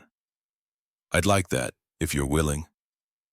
Marcus typed Thursday night, 8 p.m. I'll pick you up from your hotel. Diana's agreement. Okay. Marcus added one more line, and Diana, don't make promises you can't keep this time. Her response, I won't. Thursday arrived with Marcus feeling like he was walking toward either salvation or destruction. The week had crawled by in a fog of anxious preparation and second-guessing. Lily knew Diana was coming but had gone quiet about it. Enthusiasm dimmed by 3 weeks of silence. Mrs. Patterson had taken Lily for the evening without asking questions. Just patted Marcus's arm and told him to be honest with his heart. At 7:30, Marcus pulled up to the Fairmont. Same hotel, same entrance, but everything felt different. Heavier. Final. Diana emerged at exactly 8 o'clock. Marcus's breath caught despite his anger. She looked thinner, suit hanging loose on her frame. More exhausted than he'd ever seen her even that first night. Hair pulled back with painful precision. Eyes haunted by something that looked like desperation. She climbed into the front seat without a word. The silence stretched thick and suffocating. Finally, Diana's voice came small. Hi. Marcus kept his eyes on the road. Hi. You look tired. Diana's laugh held no humor. Tired, exhausted, miserable. She turned to him. And I'm so sorry. Marcus's question came flat. Sorry for what specifically? Diana's litany came raw. For Thanksgiving, for choosing work, for taking a break when what I should have done was fight for us, for being a coward. Marcus pulled into traffic, needing the motion, the distraction. Where do you want to go? Diana's desperation showed. Anywhere. Nowhere. I don't care as long as we can talk. Marcus drove to Golden Gardens Park, their place where he'd taken her that first Sunday with Lily. The beach was nearly empty on a December evening, cold and dark. They walked along sand, feet crunching on Frost City lights reflecting off black water of Puget Sound. Marcus finally spoke. James called me. Diana's bitter laugh cut through night air. James needs to learn boundaries. Marcus stopped walking. He said you're following your father's path, working yourself to death to prove you don't need anyone. Diana stopped too, turning to face him. Maybe I am. Marcus's challenge came sharp. Why? Diana's walls began to crumble. Because needing people is terrifying. Her voice rose. Because everyone I've ever needed has left. My father died. My mother emotionally checked out years before that. The one serious boyfriend I had left me because I was too focused on work. She was shaking now. I told myself it was fine. I didn't need a partner, didn't need family, didn't need anything except my company and my goals. Marcus waited, letting her find the words. Diana's confession came broken. And then I met you. And suddenly I wanted everything I'd convinced myself I didn't need. You, Lily, a life that wasn't just meetings and contracts. Her eyes were bright with unshed tears. And it terrified me because what if I wasn't good enough? What if I failed at being a partner, a mother figure, a person who could balance everything? What if I tried and I still wasn't enough? Marcus's voice came quiet but firm. So you sabotaged it. Diana's acknowledgement came defeated. So I sabotaged it. Chose work over Thanksgiving because work is safe. Work I know how to do, but loving you, loving Lily, being vulnerable and necessary to someone else's happiness. She wiped eyes angrily. I don't know how to do that. Marcus felt his anger warring with compassion. You were doing fine until you got scared. Diana's protest came weak. I was doing terribly, missing calls, canceling visits, constantly choosing my company over you. And I knew I was doing it. Knew I was hurting you both. But I couldn't stop. Marcus's question came gentle now. Why not? Diana's truth landed heavy. Because stopping meant admitting this was real. That you weren't just a beautiful interlude, but something permanent. Something that would require me to change my entire life. She looked out at the water. Do you know what I did after our fight, after you hung up on me? Marcus shook his head. Diana's confession came hollow. I worked until 4 in the morning. Answered every email, completed every task, made myself indispensable to 6 different clients. Anything to avoid thinking about what I'd just lost. She laughed, the sound broken. And the next day, James found me asleep at my desk and asked me what the hell I was doing. And I couldn't answer him because I didn't know. They walked in silence for a while, the cold seeping through their coats, turning their breath to fog. Marcus finally spoke. I can't do this halfway, Diana. I can't be the thing you fit in between meetings. Lily can't be the person you love when it's convenient. We need more than that. Diana's voice came firm. I know. Marcus pushed harder. Do you? Because you keep saying you know, but your actions say something different. Diana stopped walking, pulled out her phone with shaking hands. After a moment, she turned the screen toward him. The email was dated that morning, sent to James Cordell. Subject: restructuring proposal.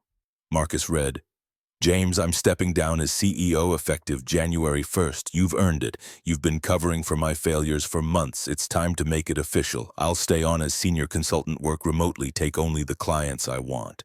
No more 60-hour weeks. No more cross-country flights every week. No more choosing work over life. It's time to find out who I am when I'm not my father's daughter. James's response followed. About damn time. But you're still required to attend quarterly board meetings. And Diana, I'm proud of you. Marcus looked up from the phone, searching Diana's face in the dim light. Her voice came steady despite the fear. I've been thinking about what you said, about Lily asking if I was real.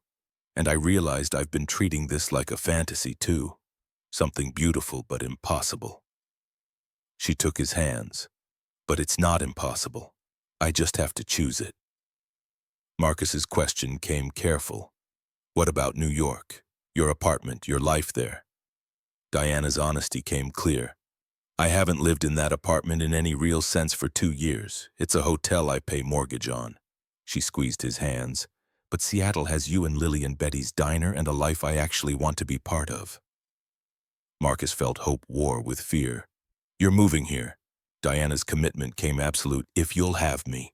Not immediately. I need to wrap things up in New York, find a place here, figure out logistics, but yeah, I'm moving here. Marcus pulled her close. This is insane. You're giving up everything. Diana's certainty rang clear. I'm giving up nothing that matters and gaining everything that does. Marcus buried his face in her hair, breathing her in. What about work? You'll resent me eventually. Resent giving it up. Diana pulled back to look at him. I'm not giving it up. I'm reshaping it. Remote consulting, flexible schedule, choosing quality clients over quantity. Her voice went fierce. I'll still work, still be ambitious, but I'll also be present. For you, for Lily, for us. Marcus's doubt surfaced.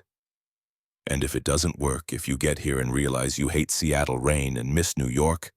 Diana kissed him firm and decisive. Then we'll figure it out together. Like people who love each other do. Marcus's voice came raw. I'm still scared. Diana's honesty matched his. Me too. But I'm more scared of living the rest of my life wondering what could have been, if I'd been brave enough to try. They stood on the beach as the wind picked up, holding each other against the cold and the fear and the impossible hope that maybe, just maybe, this could actually work. Marcus's question came practical. When would you move? Diana's timeline came measured. February, maybe March. I need to train James properly, hand off my clients, pack up my life. Is that too long? Marcus's understanding came genuine. It's long enough to make sure, to know you're not making a mistake. Diana's vow came certain. I'm not, but I understand if you need the time to believe that. Marcus had one more concern. I should tell you something. Lily stopped asking about you after the second week. Stopped talking about you at all. Diana's face crumpled. She's protecting herself. Marcus nodded. I know, I did that. He took a breath. If you're serious about this about us, you need to prove it to her, not me. Her. Diana's question came urgent. Howdy? Marcus's answer came simple. Show up. Consistently. Even when it's hard. Especially when it's hard. He paused. And maybe start now. She's at Mrs. Patterson's place. We could stop by if you want. Diana's surprise showed. It's 9:30. She's probably asleep. Marcus's suggestion came gentle. Probably. But maybe seeing you when she wakes up tomorrow morning would mean something. Diana wiped eyes. You'd let me do that after everything. Marcus's correction came firm. I'm not letting you do anything. I'm giving you the chance to show up. What you do with it is up to you. They drove to Mrs. Patterson's apartment building in silence, charged with possibility. Mrs. Patterson opened the door in her bathrobe, took one look at Diana's tear-stained face, and pulled her into a hug without a word. The older woman's voice came knowing. She's asleep, honey, but you can see her if you're quiet. Marcus led Diana to the guest bedroom. Lily was curled up with Mr. Whiskers, one hand tucked under her cheek, breathing steady and deep. Diana knelt beside the bed, watching her breathe, and something in her face broke and reformed all at once. Her whisper came anguished. I'm so sorry, I'm so sorry. Lily stirred, eyes opening slowly. For a moment she just stared like she was seeing a ghost, something impossible made real. Then her face crumpled and she launched herself at Diana, nearly knocking her over. Lily's sobs came muffled. You came back, I thought you forgot about us. Diana held her tight, rocking slightly. Never. I could never forget about you. Lily pulled back, her 7-year-old wisdom cutting through. Don't promise if you can't keep it. Diana's vow came fierce. Then I won't promise. I'll just show you. Every day. Starting now. Lily studied her face. Are you staying for real this time? Diana looked at Marcus, who nodded. Her answer came steady. I'm moving here. To Seattle. It's going to take a couple of months, but yeah. I'm staying. Lily's eyes went huge. Really? Diana's certainty came absolute. Really? Lily threw her arms around Diana again, and Marcus watched them. His daughter and the woman he loved clinging to each other like lifelines, and felt hope bloom in his chest for the first time in 3 weeks. After Lily fell back asleep with a smile on her face, Diana didn't want to leave. She kept finding excuses to stay, adjusting Lily's blanket, checking the window, straightening Mr. Whiskers, until finally, Marcus gently pulled her away. Outside in the hallway, Diana slid down the wall to sit on the floor.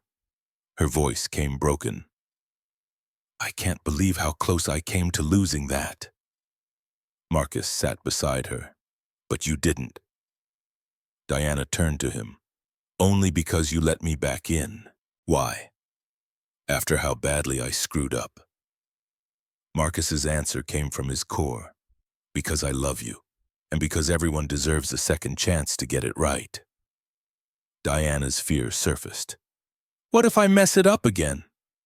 Marcus's honesty came gentle. You might, probably will, honestly, but that's okay as long as you keep showing up to fix it. They sat in Mrs. Patterson's hallway until midnight, making plans and promises and slowly rebuilding what fear had nearly destroyed. February 15th arrived with clouds and nervous energy. Marcus and Lily stood at baggage claim with a welcome banner Lily had made crooked glitter-covered letters spelling, Welcome Home, Diana. Lily wore her yellow dress despite the cold. Something about the moment demanded it. Diana emerged from the secure area with just a carry-on bag, wearing jeans and the butterfly necklace she'd never taken off. She looked tired from the red-eye flight, but her eyes were bright, alive, determined. Lily screamed and ran. Diana dropped her bag and caught her, spinning her around, both of them crying and laughing simultaneously. Lily's words came urgent. You really came. You're really here. Diana's vow came absolute. I promised, didn't I, forever this time? Marcus approached slowly, giving them their moment. Diana reached for him with her free hand, pulling him into their embrace. His greeting came soft, "Welcome home." Diana's response came thick with emotion. "I'm home. Really, truly home." They drove to Diana's new apartment in Fremont, the one with the balcony overlooking the canal. The moving truck wouldn't arrive for 3 more days, but Diana had shipped essentials ahead. The apartment was mostly empty except for an air mattress, some kitchen supplies, and Lily's butterfly painting already hung on the living room wall, the first thing anyone would see walking in. Lily ran from room to room. "The balcony is huge. We can fit so many butterflies here." Diana watched her with soft eyes. "That's the plan." Marcus wrapped his arms around Diana from behind. "You sure about this?" Diana leaned back into him. "More sure than I've been about anything." The first month unfolded in careful steps and small victories. Diana settled into her new work schedule, 20 hours a week, 3 clients, all remote except for quarterly meetings. She joined Marcus and Lily for dinner most nights, learned to cook actual meals with varying degrees of success. Started volunteering at Lily's school. By April, they were spending more time together than apart. Diana had a key to Marcus's apartment. Marcus had a key to hers. Lily kept clothes at both places. The lines between Diana's space and Marcus's space were blurring.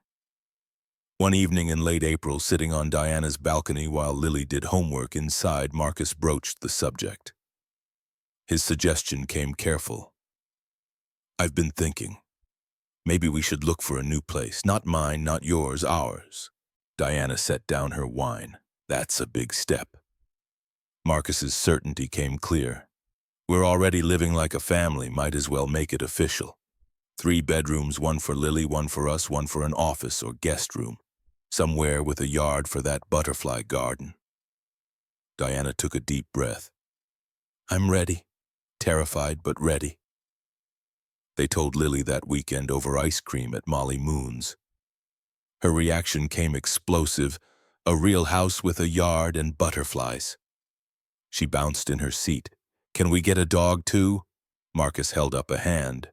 "Let's start with the house." Lily's logic came quick. "Dogs love butterflies." Diana was laughing now. "That's not even remotely true." But Marcus saw the way Diana looked at Lily with love and exasperation and joy and knew they were making the right choice. House hunting revealed their different priorities quickly. Marcus wanted practical, good schools, safe, neighborhood, manageable mortgage. Diana wanted perfect, updated kitchen, spa, bathroom, architectural details that would impress. Lily just wanted 17 butterflies. They finally found it in June, a small craftsman in Finney Ridge. 3 bedrooms, a backyard that was mostly overgrown garden but had potential. It needed work, needed updating, needed someone to love it back to life. Diana stood in the empty living room. "This is it. This is home." Marcus's practicality kicked in. "It needs a lot of work." Diana's response came firm. "So did we. We figured it out." But the house brought their first real conflict to the surface. The down payment required $80,000. Marcus could contribute 15 from his savings. Diana offered to cover the rest. Marcus's refusal came sharp. "I'm not a charity case." Diana's confusion showed. "It's not charity, we're partners." Marcus's voice rose. "Partners split things equally. I can't match your money. I can't even come close." The fight escalated in the empty house, voices echoing off bare walls. Diana's frustration broke through. "Why does it matter who pays what?" Marcus's truth came raw. "Because I need to contribute, need to feel like an equal, not like some kept man you're supporting." Diana's counter came sharp. "You contribute in every way that matters. You're raising Lily, you're—" Marcus's interruption cut deep. "That's not enough for me. I need to pull my weight financially too." They stood on opposite sides of the living room, the space between them feeling vast. Diana's voice came softer. "What if we split it proportionally? You pay 20% down. I pay 80, but the mortgage we split 50-50. Marcus's doubt showed. "Can you afford that?" Diana's honesty came clear. "I'll make it work, will you?" Marcus nodded slowly, swallowing his pride. I'll take more driving gigs, pick up some weekend work. Yeah, I can do it. They compromised, but the tension lingered. Marcus started working more early mornings, late nights, and Diana could see the exhaustion creeping back into his eyes. The parenting conflicts emerged next. Diana had ideas about structure and discipline from business management books. Marcus had 3 years of single dad experience and instinct. The breaking point came over homework. Lily was struggling with a math worksheet, frustrated and near tears. Diana's approach came firm. You need to focus, no breaks until it's done. Marcus intervened. She's been at it for an hour, let her take a break. Diana's certainty came absolute. She needs to learn discipline. Marcus's voice went hard. She's 8, not a Marine recruit. They argued after Lily went to bed, voices low but intense. Diana's defense came passionate. I'm trying to help her succeed. Marcus's accusation landed heavy. You're trying to make her like you were perfect, stressed, unable to enjoy childhood. He paused. You were pushed to succeed at all costs. Look where that got you. Diana's hurt showed. That's not fair. Marcus's assessment came brutal. Isn't it? They went to bed angry that night, lying on opposite sides of the mattress, the distance between them feeling insurmountable. But in the morning, Diana came to him with an apology. You were right. I was projecting. I just want her to have every opportunity I didn't. Marcus pulled her close. She needs balance, structure with flexibility. We'll figure it out together. The biggest test came in August. One of Diana's clients, a tech startup facing a crisis, called with an emergency. They needed her in Portland for a presentation that could save 200 jobs. Diana's announcement came apologetic. I need to fly to Portland for 2 days. Marcus's acceptance came easy. Okay. 2 days became 4. 4 became a week. Diana missed Lily's school play rehearsal. Lily's devastation was absolute. She promised she'd be there. Marcus called Diana, frustration evident. You need to come home. Diana's resistance came defensive. I can't. This company is about to fold, 200 jobs at stake. Marcus's challenge cut through. And what about the 8-year-old who thinks you abandoned her? Diana's response came sharp. That's not fair. This is my job. Marcus's assessment landed hard. This is the exact pattern you promised you'd break. The argument escalated until Marcus made a decision that surprised them both. His voice went calm, final. I'm coming to Portland. Diana's confusion showed. What? Marcus's plan came clear. I'm leaving Lily with Mrs. Patterson. I'm driving 3 hours to Portland, and I'm giving you a choice. Diana's protest started. Marcus. His interruption came absolute. You can stay there, save this company, be the hero, or you can come home, be at Lily's play tomorrow, be the mom you promised you'd be, but you can't have both, not anymore. The silence on the line went cold. Diana's voice came small. You can't ask me to choose between... Marcus's certainty cut through. I'm not asking. I'm telling you. Choose us or choose this, because I won't let Lily go through this again. I won't watch her wait by the window wondering if you're coming. I did that with Claire's hospital shifts. I won't do it with your client emergencies. Diana's breathing came ragged through the phone. Marcus's voice gentled slightly. I'll be at your hotel in 3 hours. Your choice what happens next. He hung up before she could respond. The drive to Portland felt both endless and too short. Marcus left at 5 in the morning, arriving at Diana's hotel at 8. He called from the lobby. Diana appeared 10 minutes later, laptop bag over her shoulder, conflict clear on her face. Marcus stood. Well. Diana looked at her laptop, then at Marcus, then back at her laptop. The moment stretched infinite. Then she closed the laptop, pulled out her phone and dialed. Her voice came firm. James, I'm sending you to Portland. You'll handle the presentation. She paused, listening. No, it's not negotiable. I'm going home. Another pause. Because my family needs me more than this client does. She hung up and looked at Marcus with tears streaming down her face. Her confession came broken. I almost chose the client For about 30 seconds, I almost chose work again. Marcus pulled her into his arms. But you didn't. Diana's realization came raw. Old habits. When crisis happens, I default to fixing it myself. Marcus held her tight. I'm not asking you to stop caring about your work. I'm asking you to remember your work isn't your life anymore.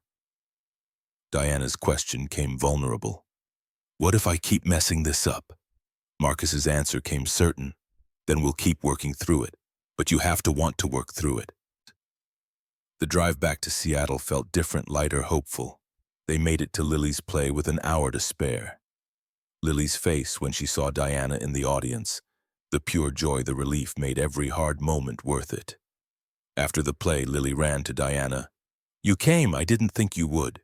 Diana knelt down. I'm sorry I was late getting here, but I'm here now, and I'm not going anywhere. Lily studied her face with 8-year-old wisdom. Promise. Diana's vow came absolute. I promise, even when I mess up, I'll always come back. The final external challenge came in September when Marcus received an unexpected phone call. The voice came familiar but unwelcome. Marcus, it's Helen. Tom and I are coming to Seattle next week. We need to talk. Marcus's stomach dropped. About Helen Whitmore, Claire's mother, didn't sugarcoat it. About Lily, about this woman you're seeing. We're concerned. They arrived the following Tuesday. Helen 62 with Claire's eyes and Tom 65 and stern. Marcus invited them to dinner at his apartment, Diana joining despite her visible nerves. The tension started immediately. Helen's observations came pointed, polite, but barbed. So you're a consultant, must keep you very busy. Diana's response came measured. I keep a flexible schedule now. Family comes first. Helen's smile didn't reach her eyes. How convenient. After dinner, while Lily showed Tom her room, Helen cut to the chase. Her voice came hard. We need to discuss this situation. You're moving very fast. Lily hardly knows this woman. Marcus's defense came immediate. Lily knows Diana very well.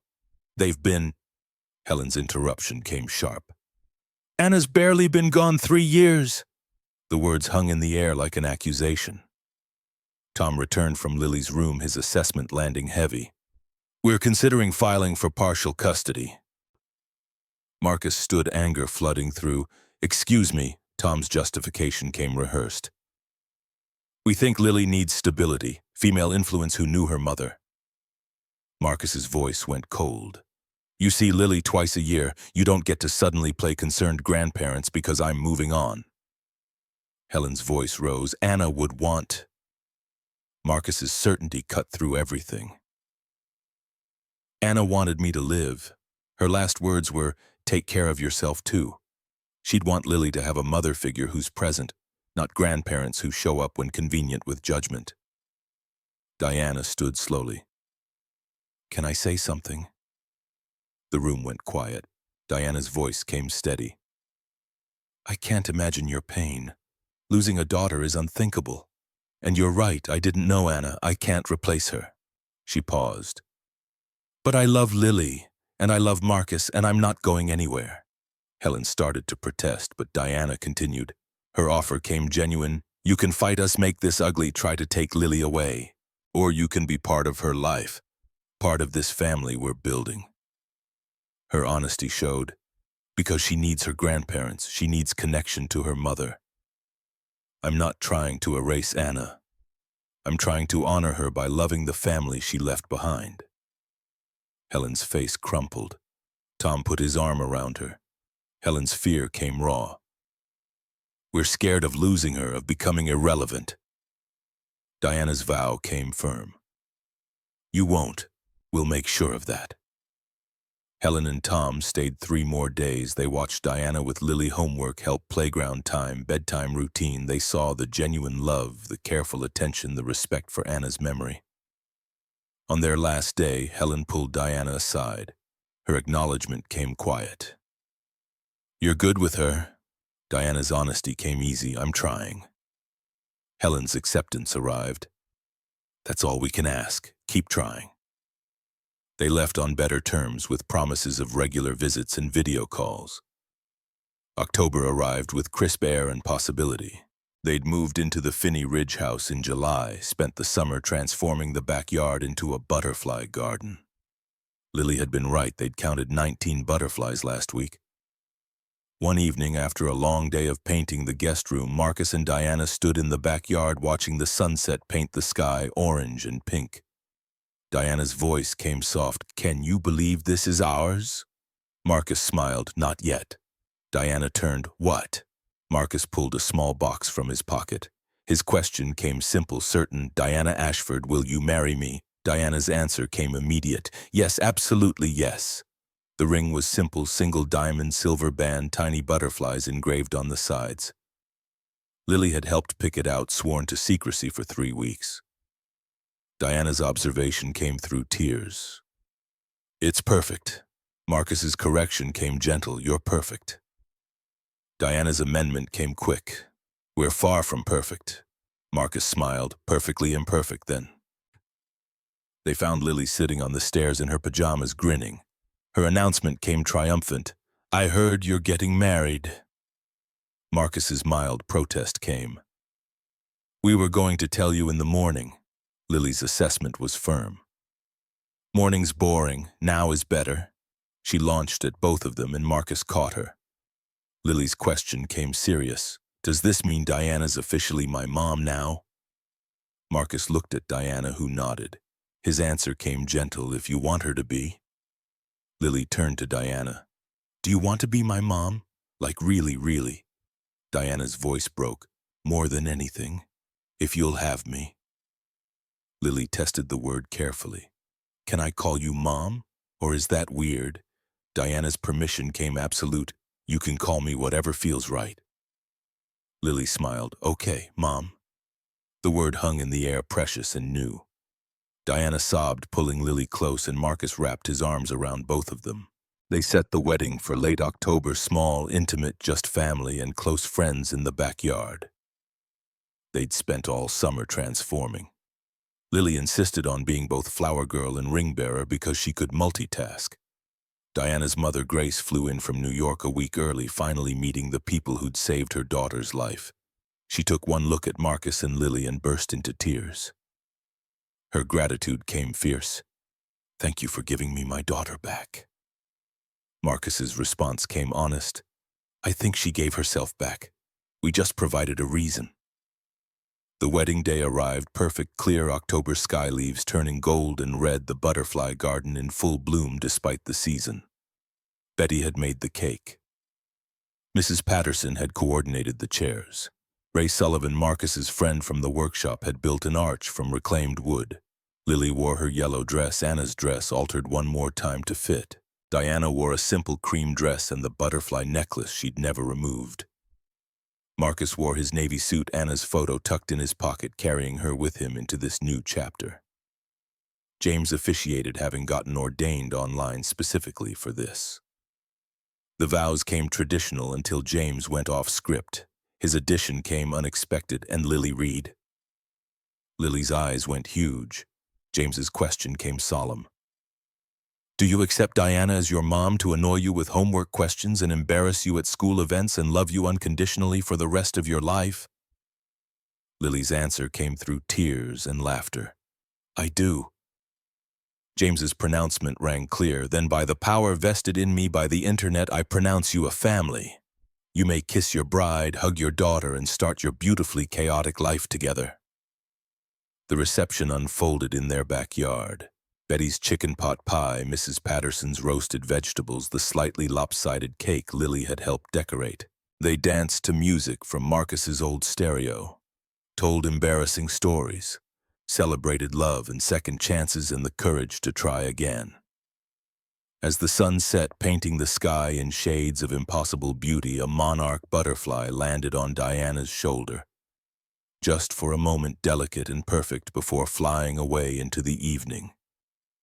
Lily's whisper came awed, "Did you see that?" Diana's response came soft, "I saw it." Lily's interpretation came certain. "That was Mama, saying she approves." Diana looked at Marcus, who nodded slightly. Whether it was Claire or coincidence didn't matter. What mattered was that Lily had found a way to hold both mothers in her heart, the one she'd lost and the one she'd found.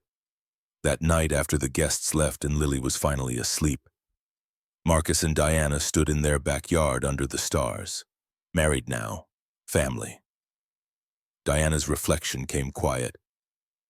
"A year and a half ago, you picked me up from a hotel for a $950 job. I was exhausted and lonely and convinced that work was the only thing that mattered." Marcus's memory matched hers. "Year and a half ago, I was a single dad barely holding it together, convinced surviving was the same as living." Diana touched the butterfly pendant at her throat, then the ring on her finger. "We were both wrong." Marcus pulled her close, spectacularly wrong. They kissed under the stars in the garden they'd planted in the home they'd built, surrounded by evidence that sometimes the best things in life started with a simple transaction and ended with transformation. 6 months later, April brought Marcus full circle in unexpected ways. Ray Sullivan approached him one afternoon at the workshop. "Got a proposition. Small firm downtown is looking for someone with your eye. Part-time architecture work. Residential stuff, not corporate. Flexible hours. Interested?" Marcus thought about it. Thought about the plans he'd drawn for their butterfly garden, the way designing had felt like breathing again. His acceptance came certain. "Yeah, I think I am." He started in May, 20 hours a week designing homes for families like his. The local magazine did a feature on the butterfly garden he'd created, calling it "Architecture That Heals." The quote they pulled made Diana cry. "Sometimes you have to lose everything to find what really matters."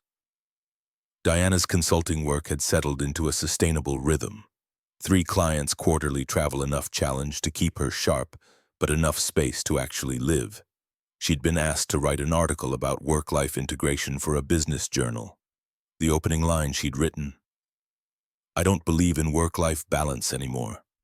I believe in work-life integration, where the life part gets 90% and work fills the spaces in between. That's how you succeed at what actually matters." Lily, now 9, had become the neighborhood butterfly expert. She led tours of their garden for other kids, taught them about metamorphosis and life cycles and how beautiful things could emerge from complete destruction. One Sunday morning, the 3 of them sat on the back porch drinking coffee, hot chocolate for Lily, and watching butterflies dance through the flowers they'd planted together. Lily's observation came thoughtful. "Mrs. Patterson said we all metamorphosed, like the butterflies." Diana set down her mug. "What do you think?" Lily considered. "I think we did. We had to fall apart to become something new. You and Daddy were both sad and alone, and I was scared all the time that Daddy would leave too." She paused. "But then we found each other and we got to be a family. That's metamorphosis."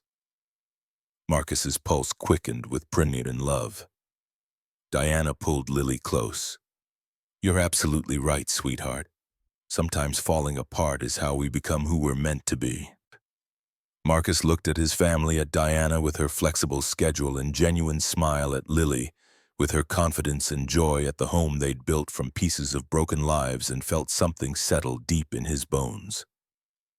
The phone call came that afternoon. $950 for a 3-day VIP driving job in Seattle. Client flying in next week. Marcus listened to the offer, then declined politely. Diana overheard, "Good money, why not take it?" Marcus pulled her close, watching Lily chase a butterfly through the garden. "Because I have everything I need right here." Lily's voice rang out. "Daddy, Mom, come see, the chrysalis is ready to open." They rushed to the balcony where Lily had been raising monarch caterpillars for a school project. Together they watched the butterfly emerge, wet, struggling, vulnerable, then slowly spread its wings and dry in the April sun. Lily's wonder came clear. "Look how beautiful it is. It was just soup yesterday." Diana's hand found Marcus's. "We all transformed, didn't we?" Marcus thought about the journey from that rainy October night 18 months ago to this perfect April morning. From broken and barely surviving to whole and actually thriving. His answer came absolute, "Yeah, we did." The butterfly took flight, joining the others dancing through their garden. Lily laughed and chased after it. Diana rested her head on Marcus's shoulder, and in that moment Marcus understood what Claire had meant with her last words. You're allowed to live, not just survive, not just get through, actually live. Love didn't divide when you opened your heart again, it multiplied. Claire would always be Lily's first mom, always be part of their story. But Diana was here now, present and real, and choosing them every day. The $950 job had been about more than money. It had been about opening a door to the only kind of wealth that actually mattered: family, love, home. Second chances and the courage to let yourself transform into something new. Marcus pulled Diana closer, called out to Lily to be careful, and felt the weight of 3 years of grief finally lift completely. They were home, all of them, finally impossibly perfectly home.